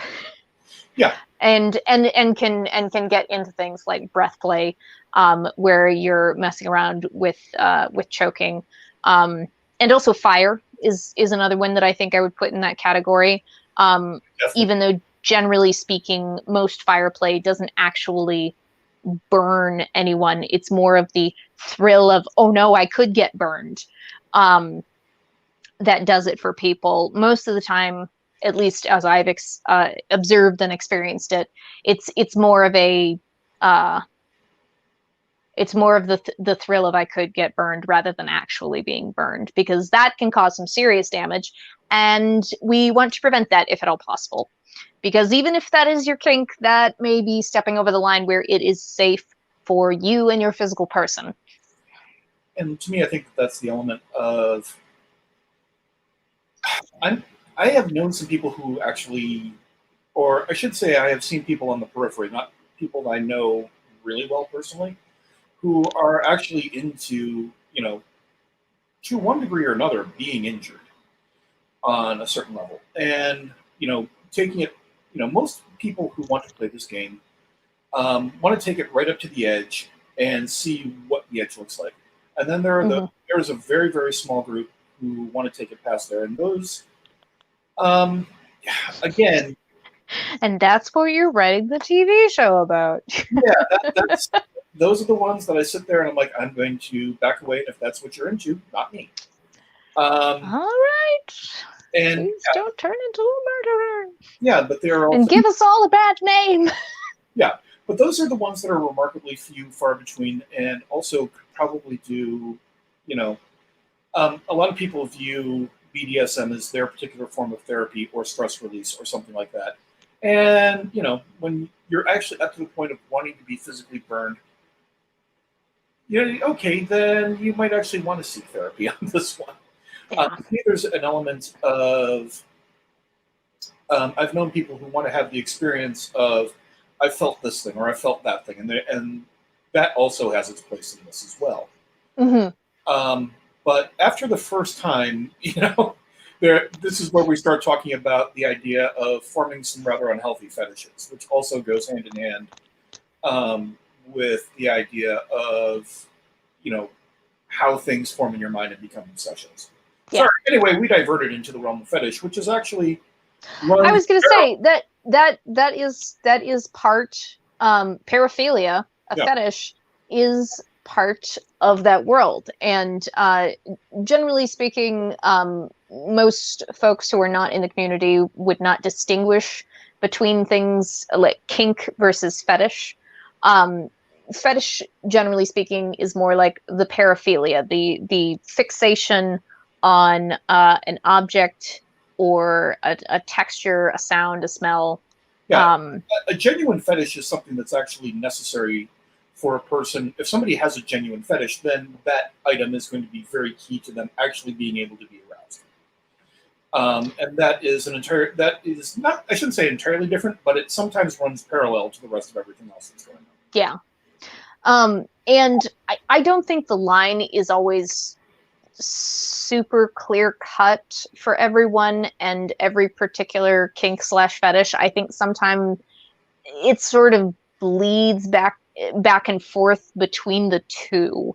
Yeah. I think sometimes in particular states of mind for some folks, no, this right now is an absolute paraphilia. It is a laser-like focus on this thing, and I need it to achieve this state of mind, this state of physical being, and I need it now. Yeah. Whereas the kink is the thing that, for... I almost want to say, like, we like doing the thing because it's taboo. It gives us a little thrill. And I think that's accurate. It's a kink because it's looked at as kind of, and that little bit of pearl clutching. Even if no one that would do that is in the room, it's still sort of there in the global unconsciousness, global consciousness. Yeah, there's always an element of the enjoyment, and again, working back to a degree, that element of elitism, but that idea of I'm in a place that somebody else isn't, or having experiences that someone else is not. And sometimes that is a wonderful sort of forbidden thrill moment that goes hand in hand with the entire game. So yeah, and sometimes it's the element of, tagging yourself in such a way or using symbols in public in such a way that you're showing off, but only to the people who would actually know what's going on. Yeah, that's always a fun thing to have a little something or other, and it's kind of incognito, not perceivable by folks who aren't in the know, but then someone will catch a glimpse of it, and you guys will lock eyes and be like, yeah, Yep. Something, my friend. It happens with the rainbow stuff. Yep. It happens with a few of the symbols that symbols and color combinations that tend to come along with BDSM and kink communities. I see you. Yeah. Okay. Yep. Cool. But again, that also works hand in hand with what I think of as the tribal element of a lot of subcultures is looking around and being able to see, okay, so and so is showing off this thing, so clearly, all right, so I didn't know you were part of the tribe. Cool, and having seen that, being played out in public on a number of occasions, whether more often than not, I don't make anybody aware that, oh yeah, I totally saw that, but it's kind of fun to sit there and watch. Yeah, I have an interesting feel for it as far as whether or not it's something that I've revealed to the public. Clearly, I'm revealing it to the public, but like it's not a secret before this. If you've seen me in everything, if you've met me in any capacity, if you didn't know explicitly, like you probably guessed. You're not exactly. I'm one of those people. Yeah. And I'd be lying if I said that I didn't take a certain small amount of kind of rebellious pride in being one of those people. But I couldn't say for certain whether that has sprung before or after. I feel like it was after I kind of established myself as that sort of person. And was pretty confident that it was a part of who I was. At that point, I think it was just kind of like, how to put this? The whole like being a little, that little rebellious thrill about it, I think is maybe a reaction to people reacting to it negatively. Yes. When they find that out. And I've had that happen to me on a number of occasions in a number of different contexts.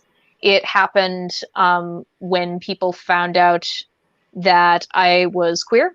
It happened when people found out that I wasn't their type of queer. I had a number of young ladies in the past who told me that they could not be with me because I was not gay enough. Like, I'm sorry that there are so many pretty people in the world. I can't help it. And it's happened when people found out that I was a member of the kink community, and people would do the fade away. People would ghost me. And so, yeah, I do get a little bit of a, well, yeah, I am that sort of person. What of it? But I think that's also when we talk about... I don't need your approval. No, I don't. That element of the tribal part of that goes hand in hand with also realizing that, you find out the people that you wouldn't have wanted to have hung out with. Because if I can't sit down with a group of people and, that I'm going to be spending pretty long periods of time around, have certain types of conversations in our social way, but I don't want to hang out with them. It's just not going to be, I'm not going to cut somebody out of my life, but I'm not going to make them a key part or a key player in it either. Yeah. The ability to sit down and have and be recognized for all of your odd little weird moments is kind of an acceptance of who you are as a person, whether it's kink or not.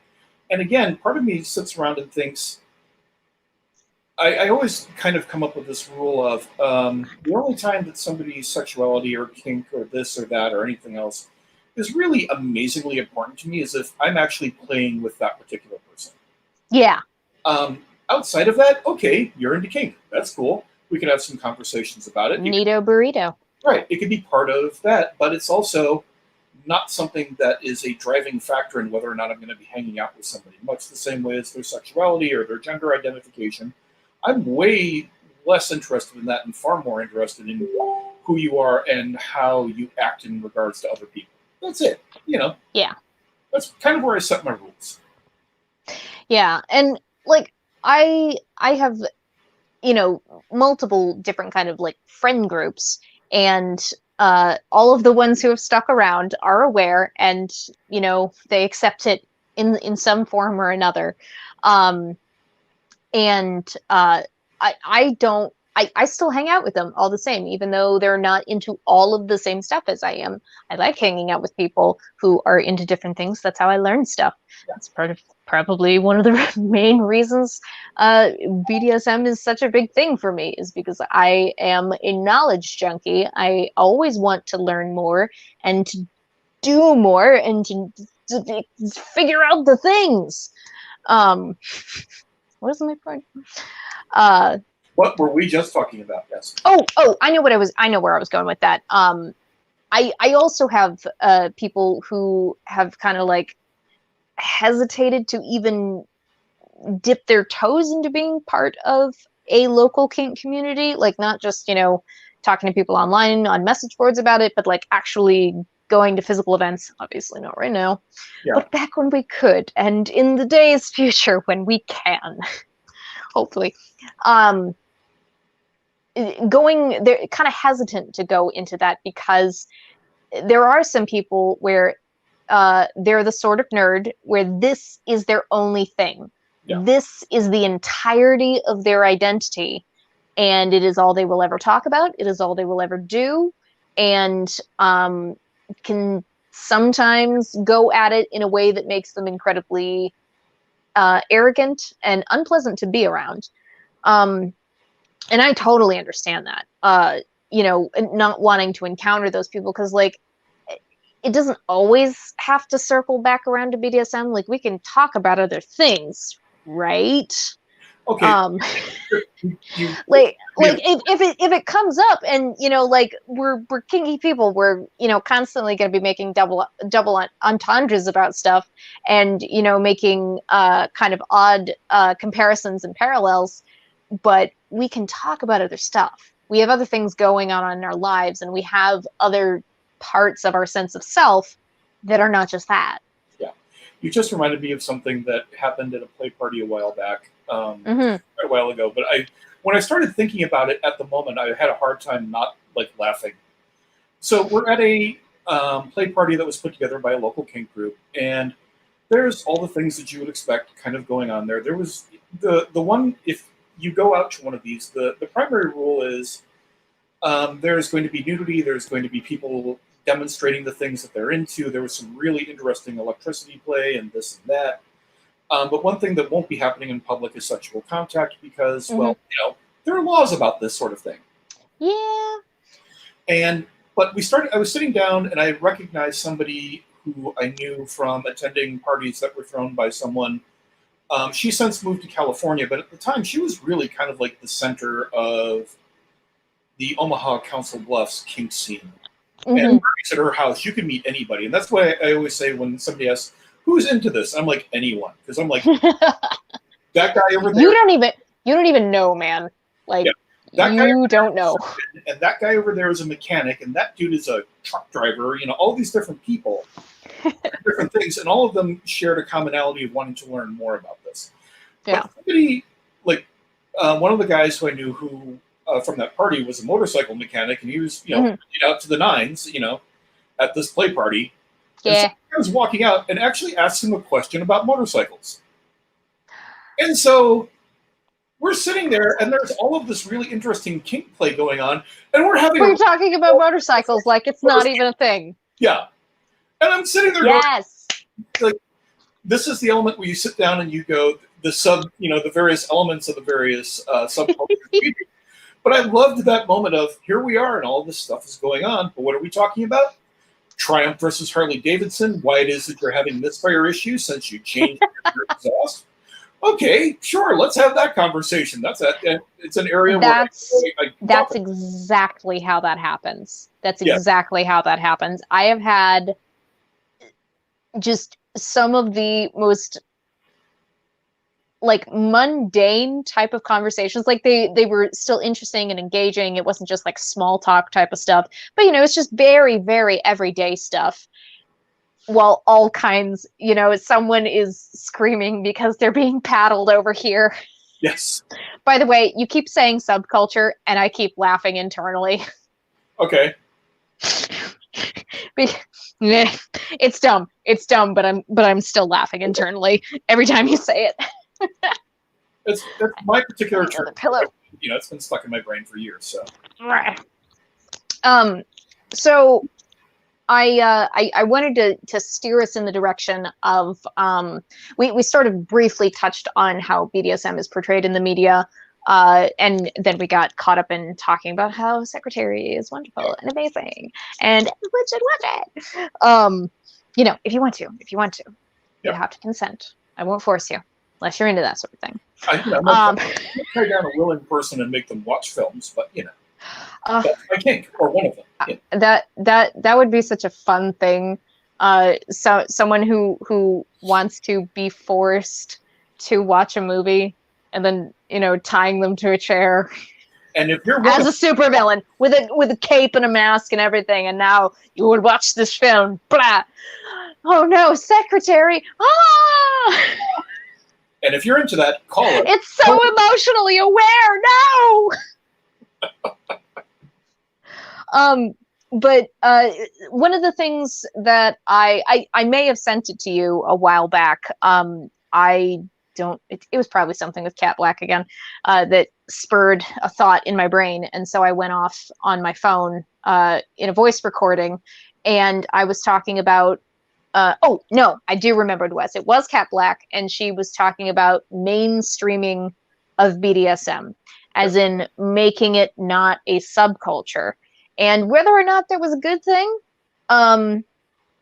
And I tend to agree with her on that, like, it shouldn't necessarily be a mainstream thing, and I don't think it ever could be. What I would like,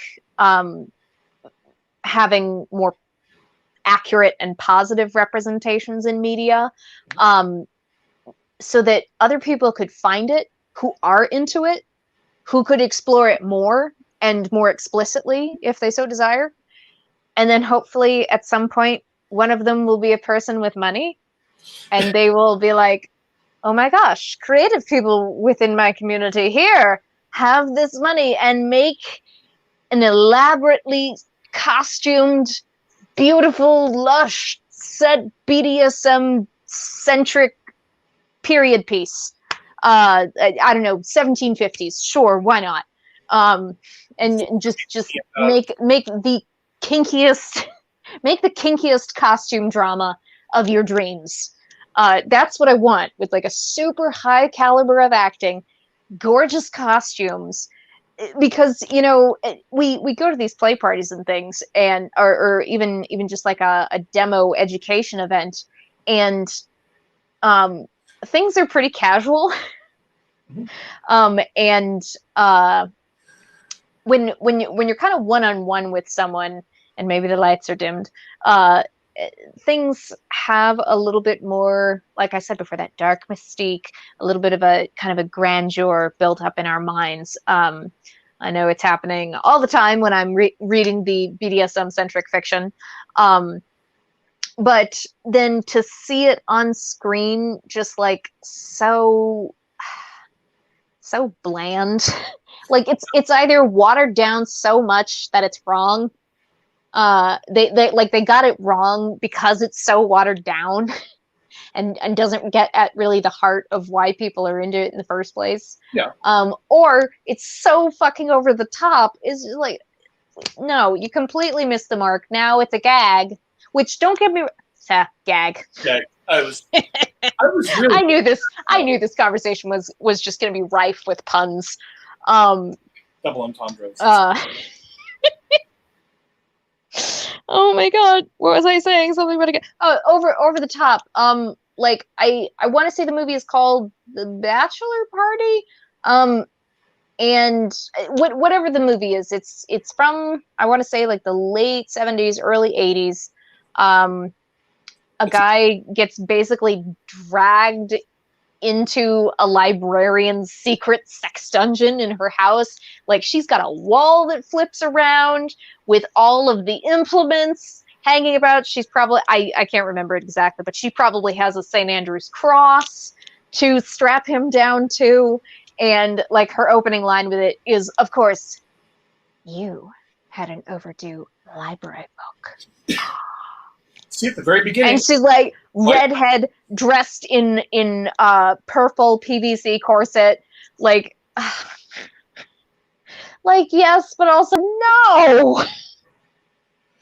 And like, it's played for laughs. It's played for laughs. He's obviously terrified of this. He's not into it. Which in this case, bad librarian. Yes. Scheduled rehabilitation. You're going to have to go to submissive school to learn how you should treat your submissives. Gosh darn it. Oh my goodness. Cool, but yeah. Another one that I kind of rambled on about in that audio file that I was mentioning earlier was the show on Netflix. It's called Bonding. And the first season was vaguely watchable for me personally. The second season has been a lot better. I'm not done with it yet, but a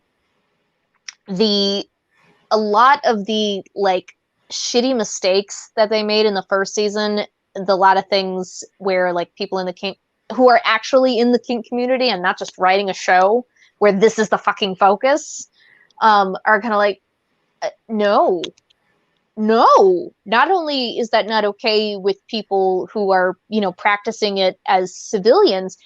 I'm sorry, you're supposed to be a professional dominatrix and you're doing this stuff? Absolutely not. No. Completely, just bad, very bad. Just the level of unprofessionalism and the direction from which she's coming, just, ugh.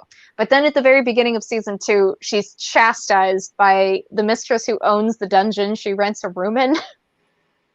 And she addresses a lot of the things that pissed me off about that first season. It's cute and it's kind of funny. She's got kind of a goofy ginger gay best friend sidekick who is a struggling stand-up comedian. And he starts to use their professional domination services because she ropes him into it. Into it. Yeah. I'm so sorry. I'm a bad kid. I'm gonna go to pun jail. But he starts to use those experiences, changing names and whatnot, but basically just plumbing them for material for his stand-up act. And like, it works. He suddenly becomes very comfortable with himself. He has confidence because he's taken on this dominant role. He calls himself Master Carter, I think. Which, by the way, not every dominant is a master, mistress, mixtress, or anything else. Mixtress, by the way, is kind of a gender neutral, like a high protocol dominant title that people have been playing around with. I've seen on the interwebs. I think that's interesting. They don't always have a specific high protocol like that. And if anybody is ever being sassy with you, and you don't know them, like, don't be rude to them. Treat them with the respect that you would treat any other person. Rule number 1 of the Party Manifesto. But you don't owe them any kind of fealty or submissive behavior. Because if you don't know them, you guys haven't discussed any of that. And that's not okay. No. And those people, unfortunately, a lot of the time, do tend to be the sort of people who this is the only thing, the major focal point of their identity, and they will talk about nothing else. And they are really arrogant assholes about their status in the community. And like, look. If you have brought a lot of education to your community, if you have, trained a lot of people under you, because that is, some people will undergo like a specific training apprenticeship, if you will, to be a dominant or a submissive. Some people will go through something like that officially with someone else guiding them. Whether or not you've done, or even if you've done that, even if you have done tons of demos for the community and, you've done a lot of organizing for them and brought a lot of people together, if you are being abusive and if you are doing things without people's consent, no. Yeah. Disallowed, get out. But I think rehabilitation. But I think that especially when you're coming into these particular scenes, so to speak, and you're not that familiar with, the culture, you're not familiar with, for lack of any other way, how things work, and you're just a relative newbie in all of this. Mm-hmm. There is a rather unfortunate tendency for certain people to sit there and go, well, they don't know the rules yet, so... Or to just simply be on the other end of it, to just simply go with the flow. And because, you walked in thinking, well, I'm going to be playing I feel comfortable with the idea of playing a submissive role. This person has the term master. And there we go. To me, I don't know. I think you know, I find the terms master and mistress to be interesting, and I'm probably going to get smacked in the face with a writing prompt when I say this. I find them One moment. I'll Okay. get the box. Okay, there you go. Yeah. But to me, master and mistress is something that should be more of like, and this is just my take on it, should be more of a personal term inside of a relationship. If you're walking around constantly announcing yourself as master this or mistress this, Yeah. this is literally your profession. Yeah. That's a whole different game. Yeah. It's not a red flag, but it's definitely a yellow flag for me when I'm sitting there now. I'm like, okay, let's see. That's definitely a thing where I become far more acutely aware of their behavior. Mm-hmm. And like the people I know who have been, my running joke on it is that there are people I know who are more kinked up than a roll of barbed wire. Those people didn't really need terms. They just were who they were. Yeah. And knew exactly what they were looking for. Now, if the term becomes a part of your identity as a dominant or a submissive, all right, cool, get it. But there's something about announcing that in public that immediately makes me sit there and go, yeah, I'm keeping my eye on you, dude. You know? Yeah. Well, and interestingly, that you say dude, like, dude to me is not gendered, but yes, it tends to be. It tends to be men. It tends to be men who get really uppity with it, and who unfortunately either got into the lifestyle so that they could dominate women, or they got into it, realized that they could do that, and now it's their whole fucking thing. Yeah. Again, with a willing partner who is completely aware of everything that, well, maybe not completely, but, you know, aware of the majority of what you're getting out of it personally. Keeping things like super anonymous and just like, what am I trying to say here? If you take away the communication aspect of it, all of this becomes exponentially more and more dangerous. Again, mentally, emotionally, physically, and you just can't do without it. Unless it's, again, like a pre-discussed thing. You can pre-discuss, hey, I want you to put me in a situation, and then for the next hour, I cannot get out of it. I will not be able to say red. I will not be able to give you a safe word that alerts you to say stop. The only reason the scene can stop is if I stop breathing. Some people are okay with putting themselves in that situation. That, generally speaking, requires having a long existing relationship with that person, not necessarily a romantic and or sexual one, because there are plenty of people, again, who practice this platonically. Yeah. Or we can even say sensually. Yeah. A sensual platonicness. You would still have to have an incredible amount of trust with each other, and you know kind of the ins and outs of how each of you reacts to certain things. You know what to be looking for if things are going wrong, what to be looking for if things are going right. You know, it is the words and the noises that this person is making the sign to stop, or is it a sign that, like, we can go a little bit further? But that's, again, something that comes with a long period of time, and also awareness of the other person's boundaries. And, you know, if from the outset, if somebody's like, you know, has no particular interest in that, run far. Just don't even. You don't have to. Yeah. If it's not for you, it's not for you, and that's okay. I still think you're great. I think that there's a lot of people who outside of it have developed a series of ideas and also have fantasized about playing a dominant or submissive role, and in their mind have pretty much nailed down in their mind what that means. Well, that's for you, but you're going to have to sit down and talk with somebody else about it when you're actually playing in that game. Well, and if possible, well, not if possible. I'm going to say make it possible. Yeah. Create the opportunity for you to talk about it with people as friends. That's why, you know, people who have been in the community a long time are so adamant about newcomers going to munches. Don't go online and try to use, say, FetLife as a dating site.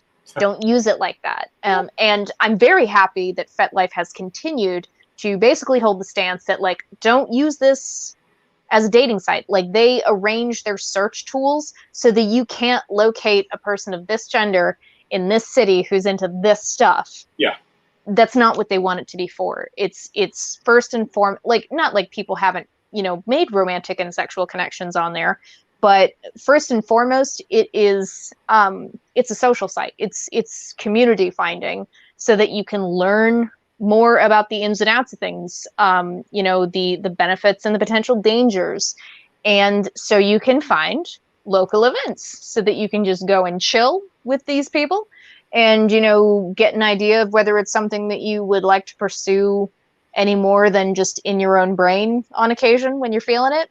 And then once you're in that and, you know, you can get a little bit educated on this or that thing, particular thing, whether it's a paraphilia or a kink,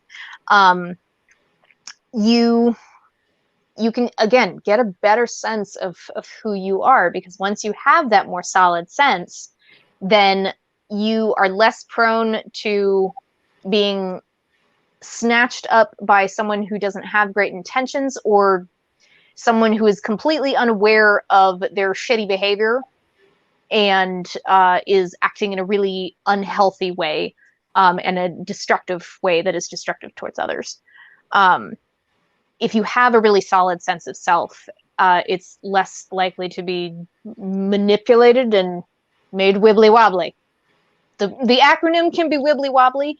Your brain should not be wibbly wobbly unless it has been previously in a solid state, and then you enter into the activities that make your brain go wibbly wobbly.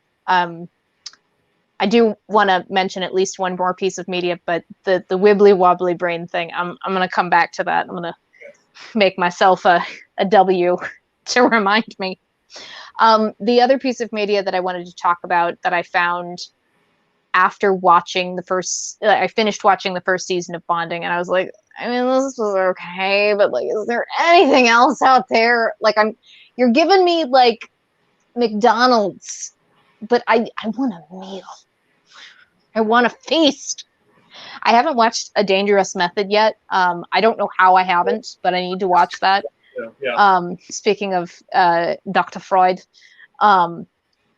But the other piece of media that I did want to mention that is actually really good, even though it's really short, it's a micro series. It's on YouTube. It's called Mercy Mistress. Okay. And it's produced by the comedian Margaret Cho, who, and I think there is a little bit of inspiration from her own life, because she, before, you know, she was doing the performing thing full time, had done some sex work. And the main character, the mistress that we are kind of looking at her life, is of East Asian descent. It is explicitly shown that in her non-work life, so just in her regular life, she is some kind of queer. You know, she's either gay or bi or pan or whatever. Depending on what particular word she used, or maybe she doesn't use any words. She's just like, no, this is a pretty person, I'm gonna kiss them. That little micro series, very good. Highly recommend. I really, really hope that they get more funding for it. I don't know if there are currently plans to continue it, and they're just waiting on funding. But watch what is there. You'll be really sad at the end because there's no more. Aww. But in the moment, you will be happy about it. And honestly, there aren't a whole lot of other examples, other than like one-offs in procedural cop shows, where I think there's an episode of Bones, where they go to a pony play club And it's basically just a bunch of rich assholes. I can see that. Which, like, to be fair, BDSM can be a very expensive hobby. Depending on what you're particularly into, it can get very expensive. But even those of us whom are poor, or have very little extra spending cash, can still definitely be into it. But there just isn't a whole lot. The only other things, like there's the classic Story of O, which is okay. It's I will give it that it does have that grandeur to it that I was talking about. It absolutely does have that, and A+. The more part for that is that there's actually a documentary about the woman who wrote Story of O. I'll hand that one off to you because I think you'll enjoy it, because the actual original Story of O was written by a woman as a love letter to her lover, who is, I can't remember the gentleman's name, which is something that I'm sure that anybody from France will smack me in the face for. He's actually entombed amongst the literary immortals of France, and she was his secretary. And that whole novel was basically written as a love letter to him about the relationship that she wanted. There's also actually another one that kind of goes hand in hand with that. It doesn't go into gratuitous detail, but there's a film called The Piano Teacher. I am aware of that, and I'm sure that in my endless trawl through the internet, I have found, top 10 movies about that have BDSM stuff in it, lists, on BuzzFeed and whatever else. The Piano Teacher was on there. What is actually the bit of it that is S&M-y? M&M-y? The element there is that this woman is trying to start a relationship with one of her students who looks to be in his late teens, early 20s, and she literally writes him a letter about her fantasies regarding him. And the two of them developing this really interesting and odd kind of standing off from a distance, and the two of them kind of circling toward each other relationship. It's been a while since I've watched the film, but there were some moments there that I thought, especially when you're talking about negotiating and when you're talking about creating a space where you feel free to be able to say what you want regarding what it is you desire. That to me made it really interesting in that sense. Side note, the whole negotiation of a scene and or an ongoing relationship within a BDSM context is one of the most fun. Oh no! Oh no! Oh!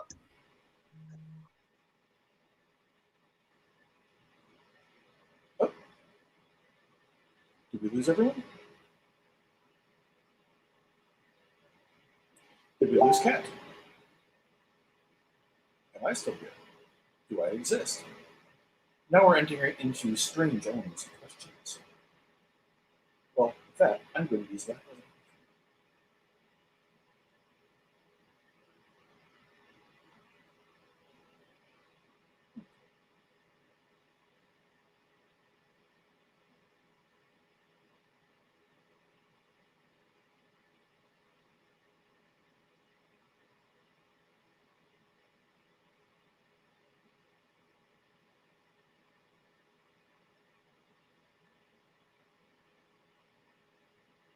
Hope everybody's enjoying watching me do this. I don't know what happened with Cat.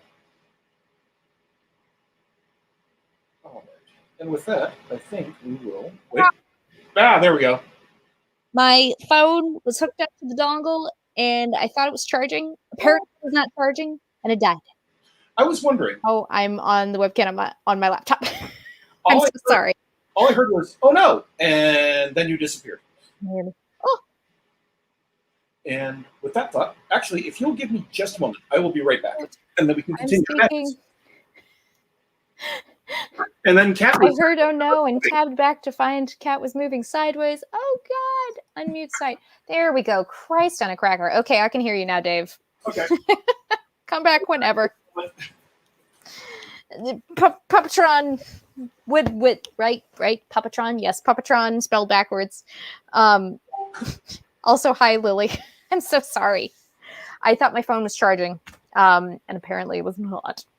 So I'm just gonna have to finish out here within the next 15-20 minutes on my laptop. We will figure out a way to make this work.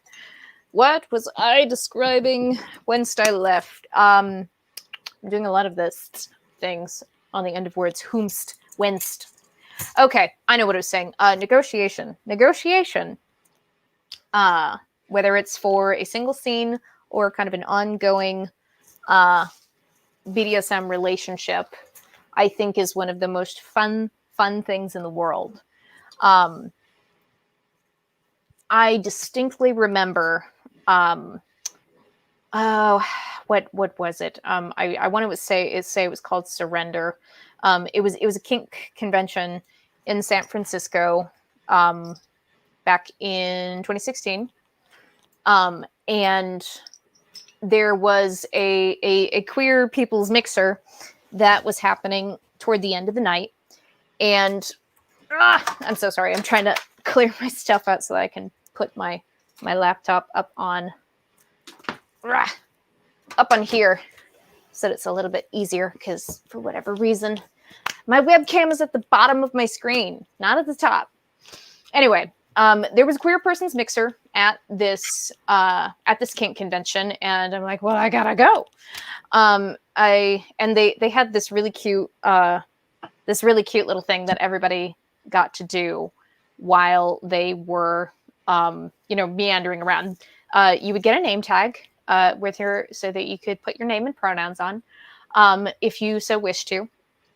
And then you also had a bingo card that you could walk around, and you had it wasn't for you to fill out, it was for other people to fill out. Oh. And ideally, a person would only check off one for you, even if multiples applied. But I think they were a little soft with the rules. I can't remember. But there was one person, I can't think of a good pseudonym for her, so I just won't use her name.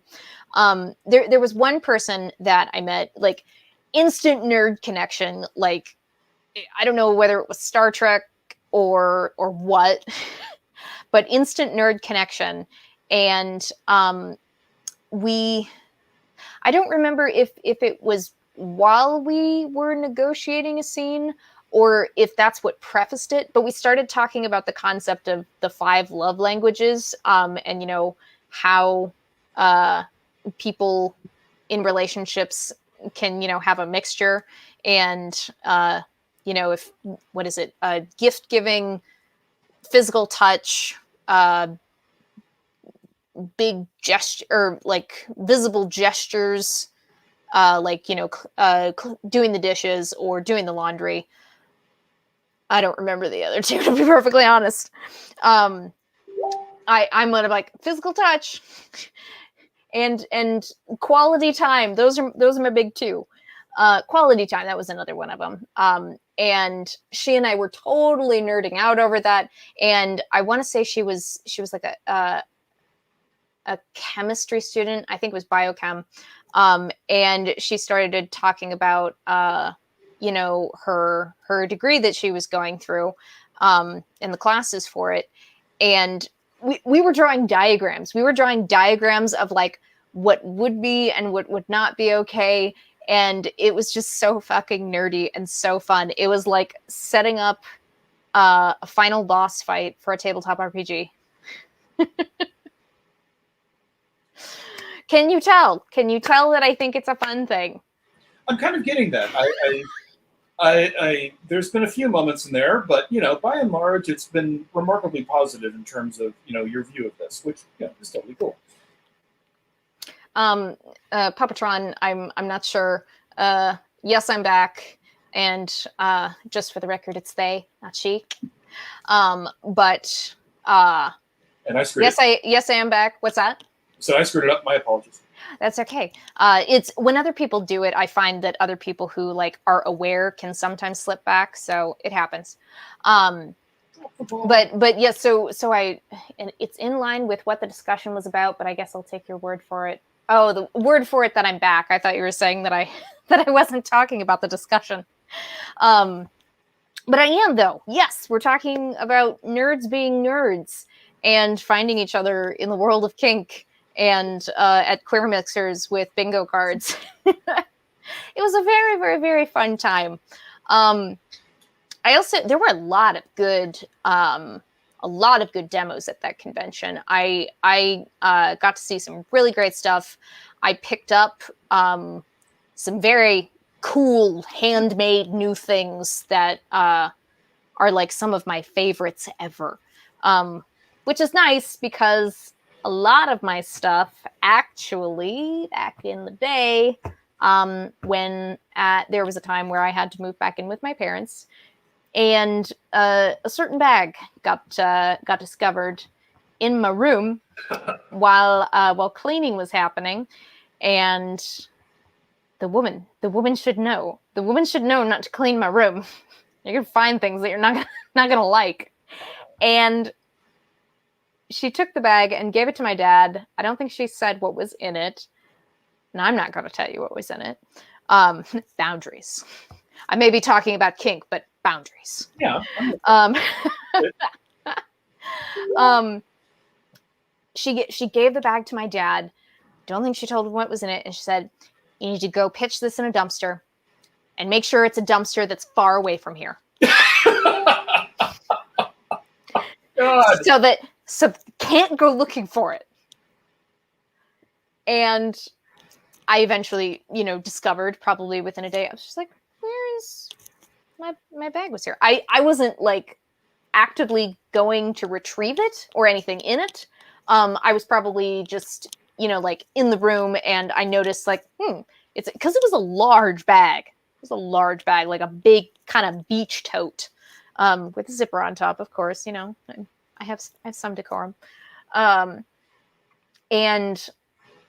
it stood out that it was missing, and I approached her about it. I was like, "Hey, have you seen the bag that looked like this? It was navy and white stripes." And she's like, "Yes, I found it, and I gave it to Dad to go throw away in a dumpster. And you won't find it because it's somewhere that's not around here." She didn't say it exactly like that, I'm sure, but that was the gist of it. Like she was very tense and terse. And I got so pissed. I don't think I have like talked back to my mother maybe half a dozen times in my entire life. That was one of them, and it was a big one. I was so pissed. Not only the invasion of the privacy, but also the throwing away of the things that I purchased with my own money that I earned. It wasn't even like allowance or anything. I didn't get fucking allowance, especially not when I was a young adult who had to move back in with their parents. It was my money that I earned with my job, and you throw away my things. I'm an adult. I was so fucking pissed. And she gave me this, she wasn't even looking at me. Like she was, still doing manic cleaning because someone was probably coming over to the house. I don't know. And like not looking at me and, just rummaging through things. And basically like without saying the first part, which was looking at the quality and the quantity of the things in there, like just, you're into that sort of thing. And and then she just said, "You need therapy." Rummage. And I was just aghast with, I need therapy. I need therapy. You need therapy. That I did actually say. And it was a triple thing. I need therapy. You need therapy. This is completely unacceptable. I can't believe you.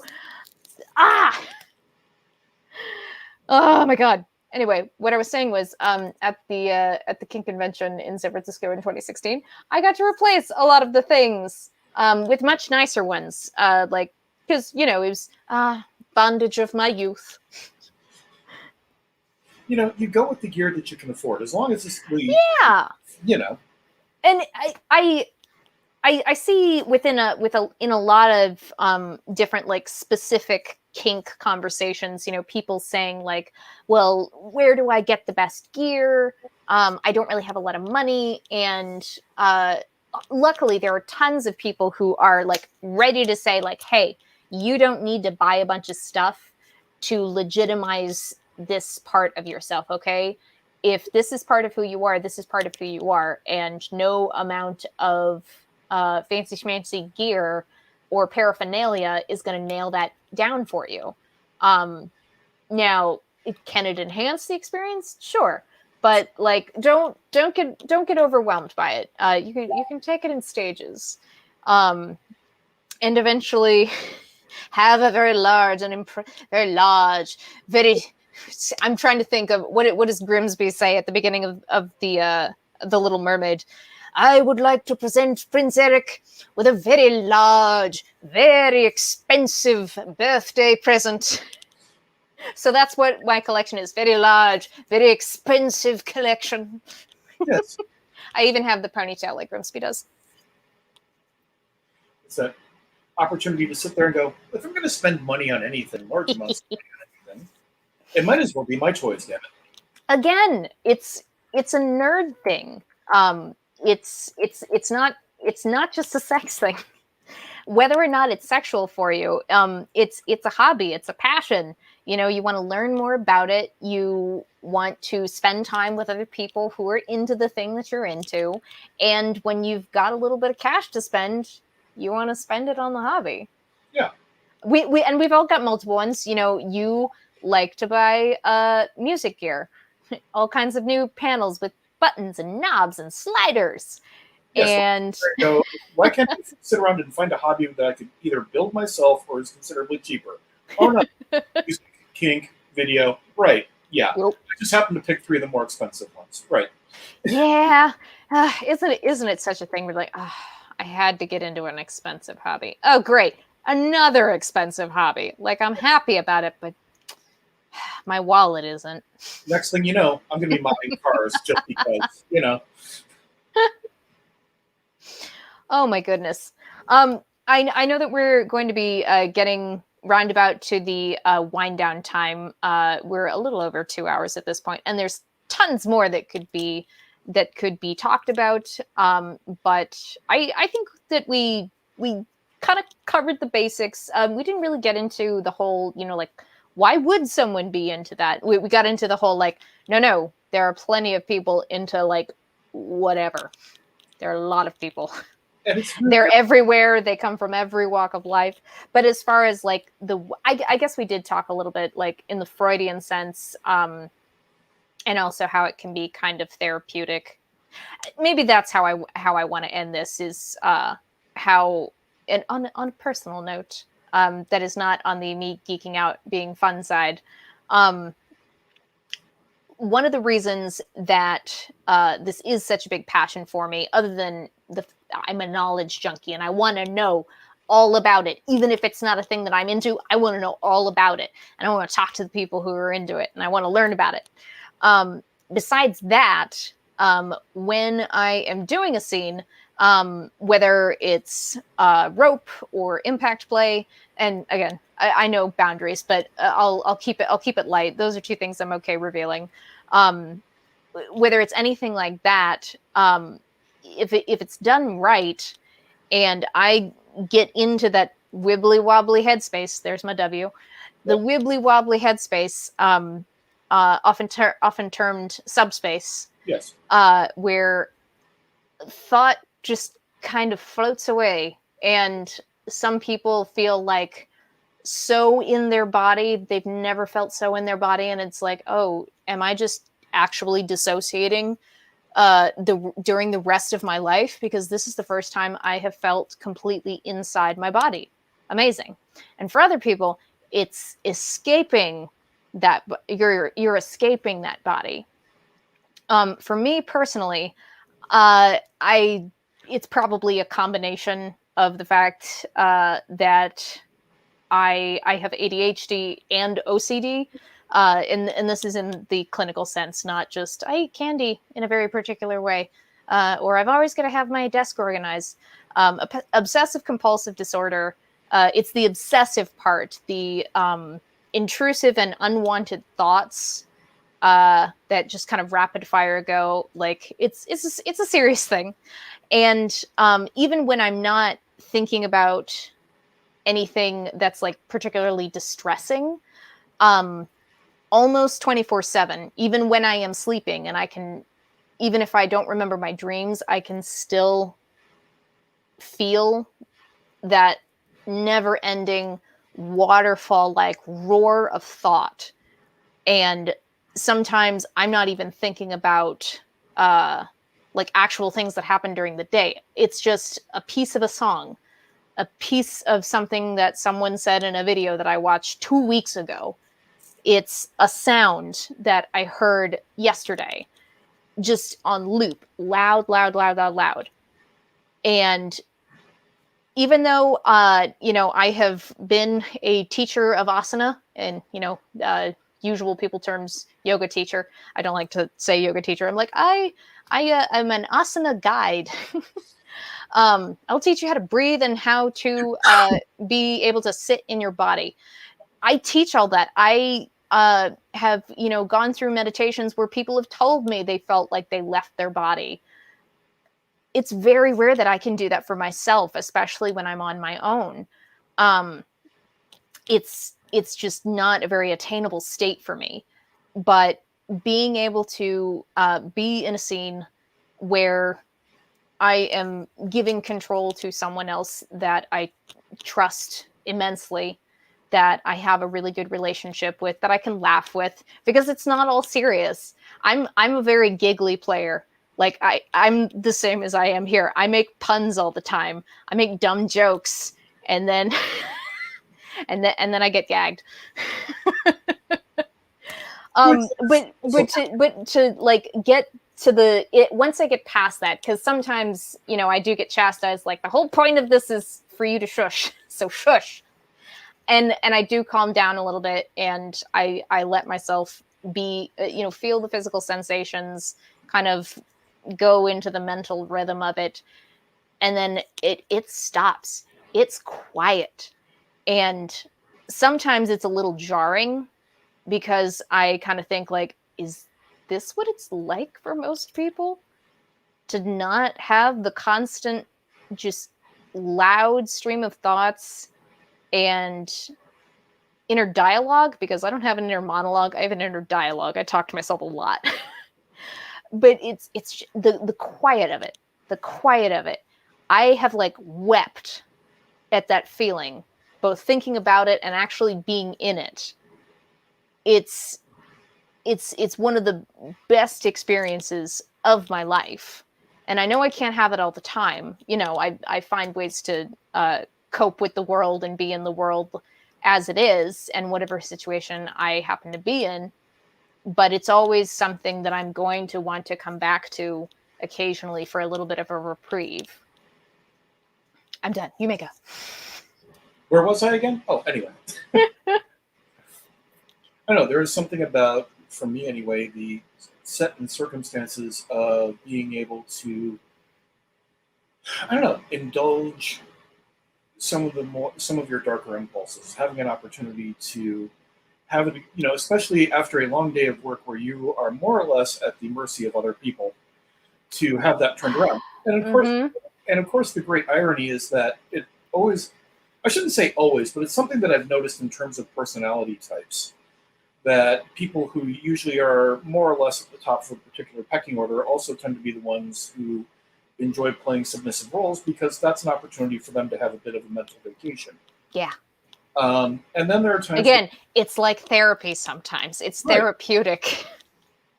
And there's, you know, wonderful spaces where you can both kind of agree to, you know, be the person who is giving out that particular element and the person who's on the receiving end. Mm-hmm. As much as there is that power exchange, there's also an energy exchange that goes hand in hand with that I really enjoy. Yeah. You know, it's kind of like the old story. It's like the old, the priestesses of old who would sit there and kind of absorb your darkness on your behalf. And that definitely will always have a space in my particular mind. This is a little bit like deep in the subculture, but you've actually jogged my memory. There was a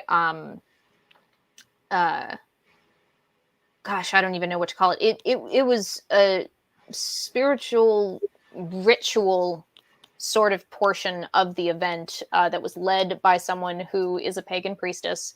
And I can't remember if it was at the very beginning of the event or if it was like a specific, something that had a time slot for, folks who were of the pagan heathen persuasion, or who just wanted to come and, hold hands in a circle kind of thing.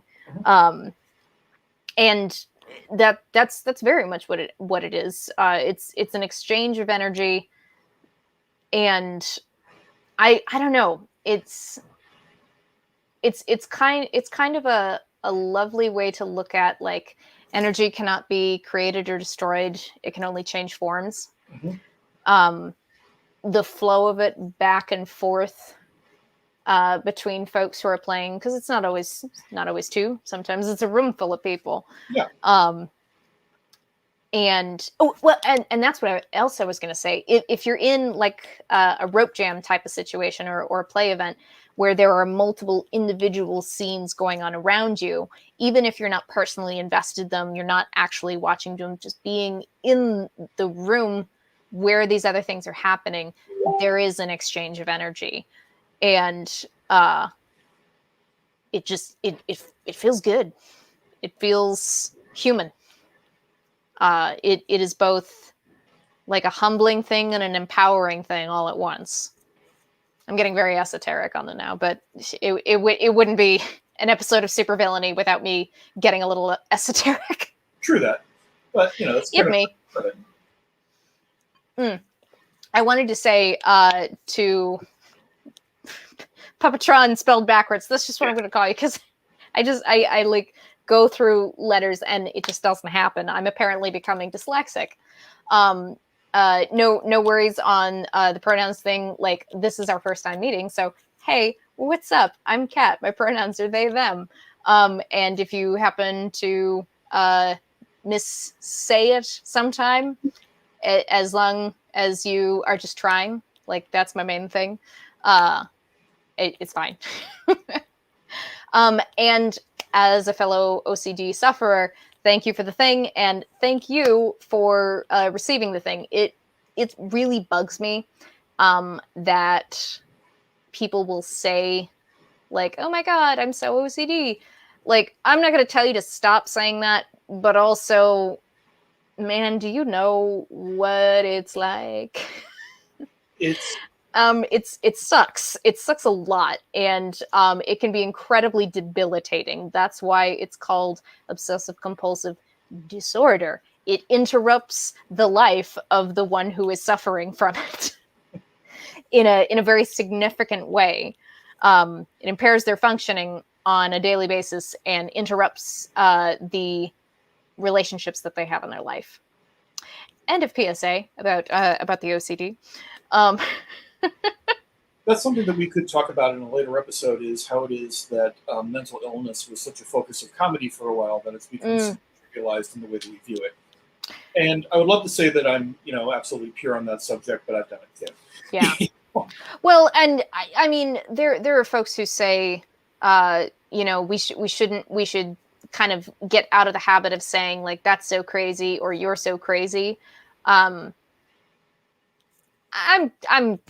semi-ambivalent as a certifiable crazy person, for multiple reasons. I say that all the time.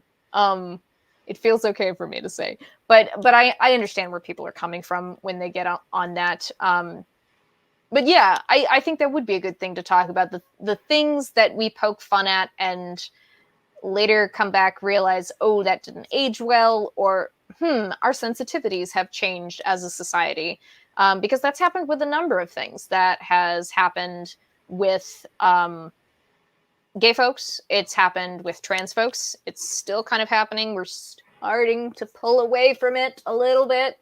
Thank you. It's happened with BDSM. You had an overdue library book. Oh, God damn it.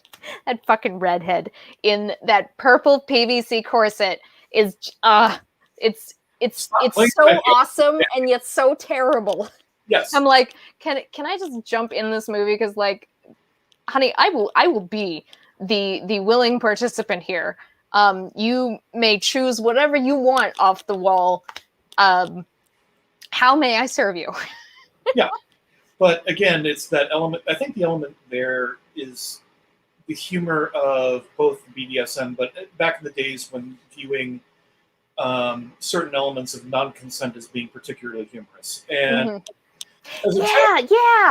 that's what it fucking is. The non-consent of it. It's not just like that people get that like scandalized / disgusted reaction when they see something within the BDSM context, but they get to be that person who's going, oh, this isn't what I signed up for.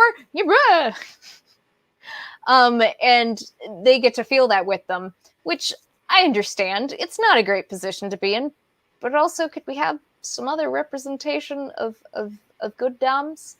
Good doms? They exist. I know many. Please add me to your writing team. Yeah. Just bring me on as a consultant. I will help you. Speaking of which, at some point, when we can actually sit in a room together, we have to kick around ideas. But that's a different thing. But yeah, no, I think that would be a good topic. We could even talk about it next week if we feel like we've got enough stuff pulled together for it. And like I said, next week I am going to be kind of disconnecting from the interwebs a little bit because I am trying to kind of recalibrate to my new situation. I'm only going to be going into work on Mondays. I won't have to deal with the public anymore. The just mad / inconsiderate, selfish, abusive, just clueless, not paying attention, not treating me like a human being people. I'm so fucking happy. I don't quite believe that it's true yet, but like I'm so fucking happy. So I'm recalibrating from that. I'm gonna have 4 days that are, you know, like my work week that I'm gonna be writing and editing videos, doing voiceover work and software coding. Because I am trying to, I'm exploring the idea of maybe going to coding boot camp, or you know, pursuing some other type of path with that. I don't know yet. It's all still very in the early stages. But once I have recalibrated, we will return and have our next episode. And I think this would be a good thing, Dave. Good suggestion. Different things that have been like the butt of jokes, and then the sensitivities of society have changed and shifted a little bit, and now it's a little gauche, just like my title for today's episode. True, but I've been having this conversation off and on with various friends of mine, and you've been watching Starhawk and I talk about it as well. Both of us as children of the 80s, a period of time that was, you know, shall we say, not particularly enlightened. There were in the 80s? Yeah, the element of being able to sit down and actively take a look and reflect on how it is that you use both language and the ideas that they represent is kind of a thing that has been ongoing. So yeah, and you know, shall we say again? Here's where we get back into the rules of the society. You know, self-correction is a key thing here, and that's kind of how, at a certain point in time, you have to decide if you're going to be the person who decides to correct themselves because the people around them are important enough to you for you to change your own methods and behavior. And I think that's always been kind of the key element there. And yeah, it's very rare that you are going to have an encounter with a person and they will directly change your mind about something. It's very, very rare. It's almost always going to come down to you in your own head. It's a tricky thing, but that's one of the things we're trying to suss out here, no? Yes. This whole party of prosperity and supervillainy thing. Because in a conservative society, being the person that actually wants to change the way people think totally makes you a villain. That's true. That's very true. All right. Well, we've got our next discussion in mind. Very, very well played, Doctor. Thank you. And this was great fun. We got to talk about a lot of things. Hopefully, I didn't talk over you too much. This is one of my favorite things in the world, and I get excited. I can understand. It's wonderfully therapeutic to just sit here and go, hey, here's an idea. Let's work it in as many directions as we possibly can. Especially when it's something that we actively and wonderfully nerd out over. I'm good with that. Oh, I am going to end it on a squishy recommendation. Okay. I don't know if it necessarily matches your description of squishy, but it matches my description of squishy. A fun movie to watch that has a variety of kinky people in it, all kind of going through different things, and that actually displays people's kinks relatively accurately, but also just in a really beautiful, emotionally aware, and funny way. This is a very funny movie. It is, I want to say, Korean. Yes, it's a Korean film. It's called Foxy Festival. It is, where is it available to watch? You can rent it on YouTube. I'm sure that you can find it on more surreptitious places as well. But it's a fantastic movie. It's hysterical. There is maybe one or two nitpicky things that I have about it, but I don't even remember what they are. So it couldn't have been that big of a deal. I think you were there, Dave, when that buddy of mine that lived over in Midtown back in the day, and we just had a whole day. We watched Story of O, Foxy Festival, and Secretary because I wanted to end on the best note. Oh yeah. Do you remember Foxy Festival at all? Not off of the top of my head, but my head's been used like a piñata on a number of occasions. So periodically, it craps out. I won't give everything away, but there is a distinctive BDSM story because it's kind of like little vignettes that all eventually kind of come together. A BDSM situation that's so fucking cute. So fucking cute. You're gonna die. You're gonna die from the cuteness. And then there is someone who has a definite paraphilia for a specific object. I won't say what. And then there is a young girl who is still in school and is kind of yearning for this older boy and kind of just figuring out her sexuality. And then there is a businessman who likes to purchase very pretty lingerie, but it's for himself, not his wife. Huh. And he works it, man. Cool. It's very nice. And again, that's something that when people are talking about their particular fetishes or ideas, mm-hmm. The aesthetics of it to the outside world might seem a bit odd, but if it makes you feel like you, it's a thing. Yeah, no, that's where, if I ever have a high-paying job, let's say the coding things takes off, and I become a full stack developer.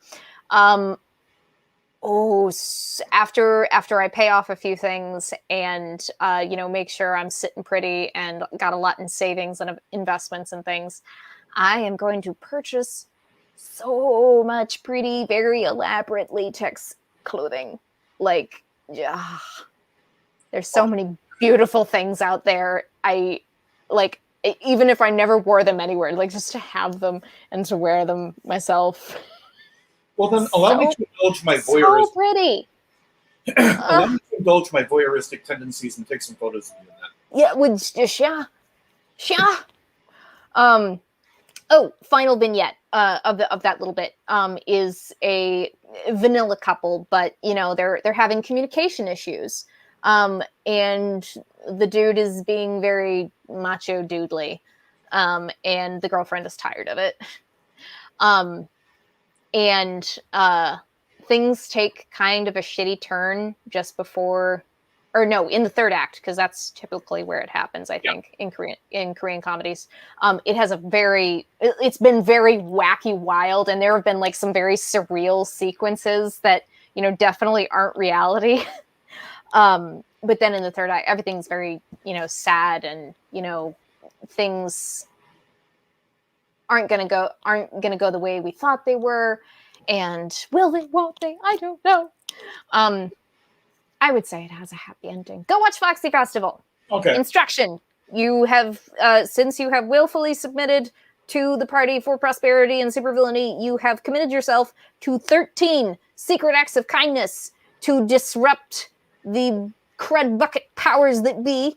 And today you have committed to watching Foxy Festival.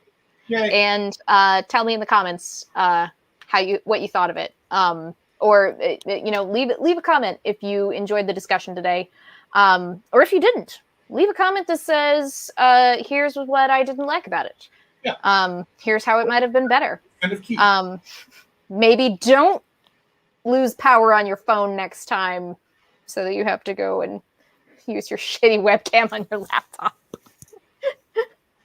If you're not subscribed, do me a heckin' subscribe. Find us on the Twitters and the Discord. Links down below.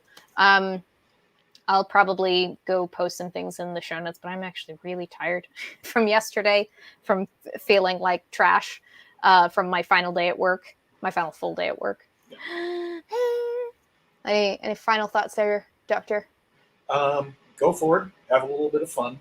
Preferably only at the expense of people who are well and truly deserving of it. And, you know, to borrow a line from George Clinton, free your mind and your ass will follow. Just keep that in mind. Do something you love. Yes.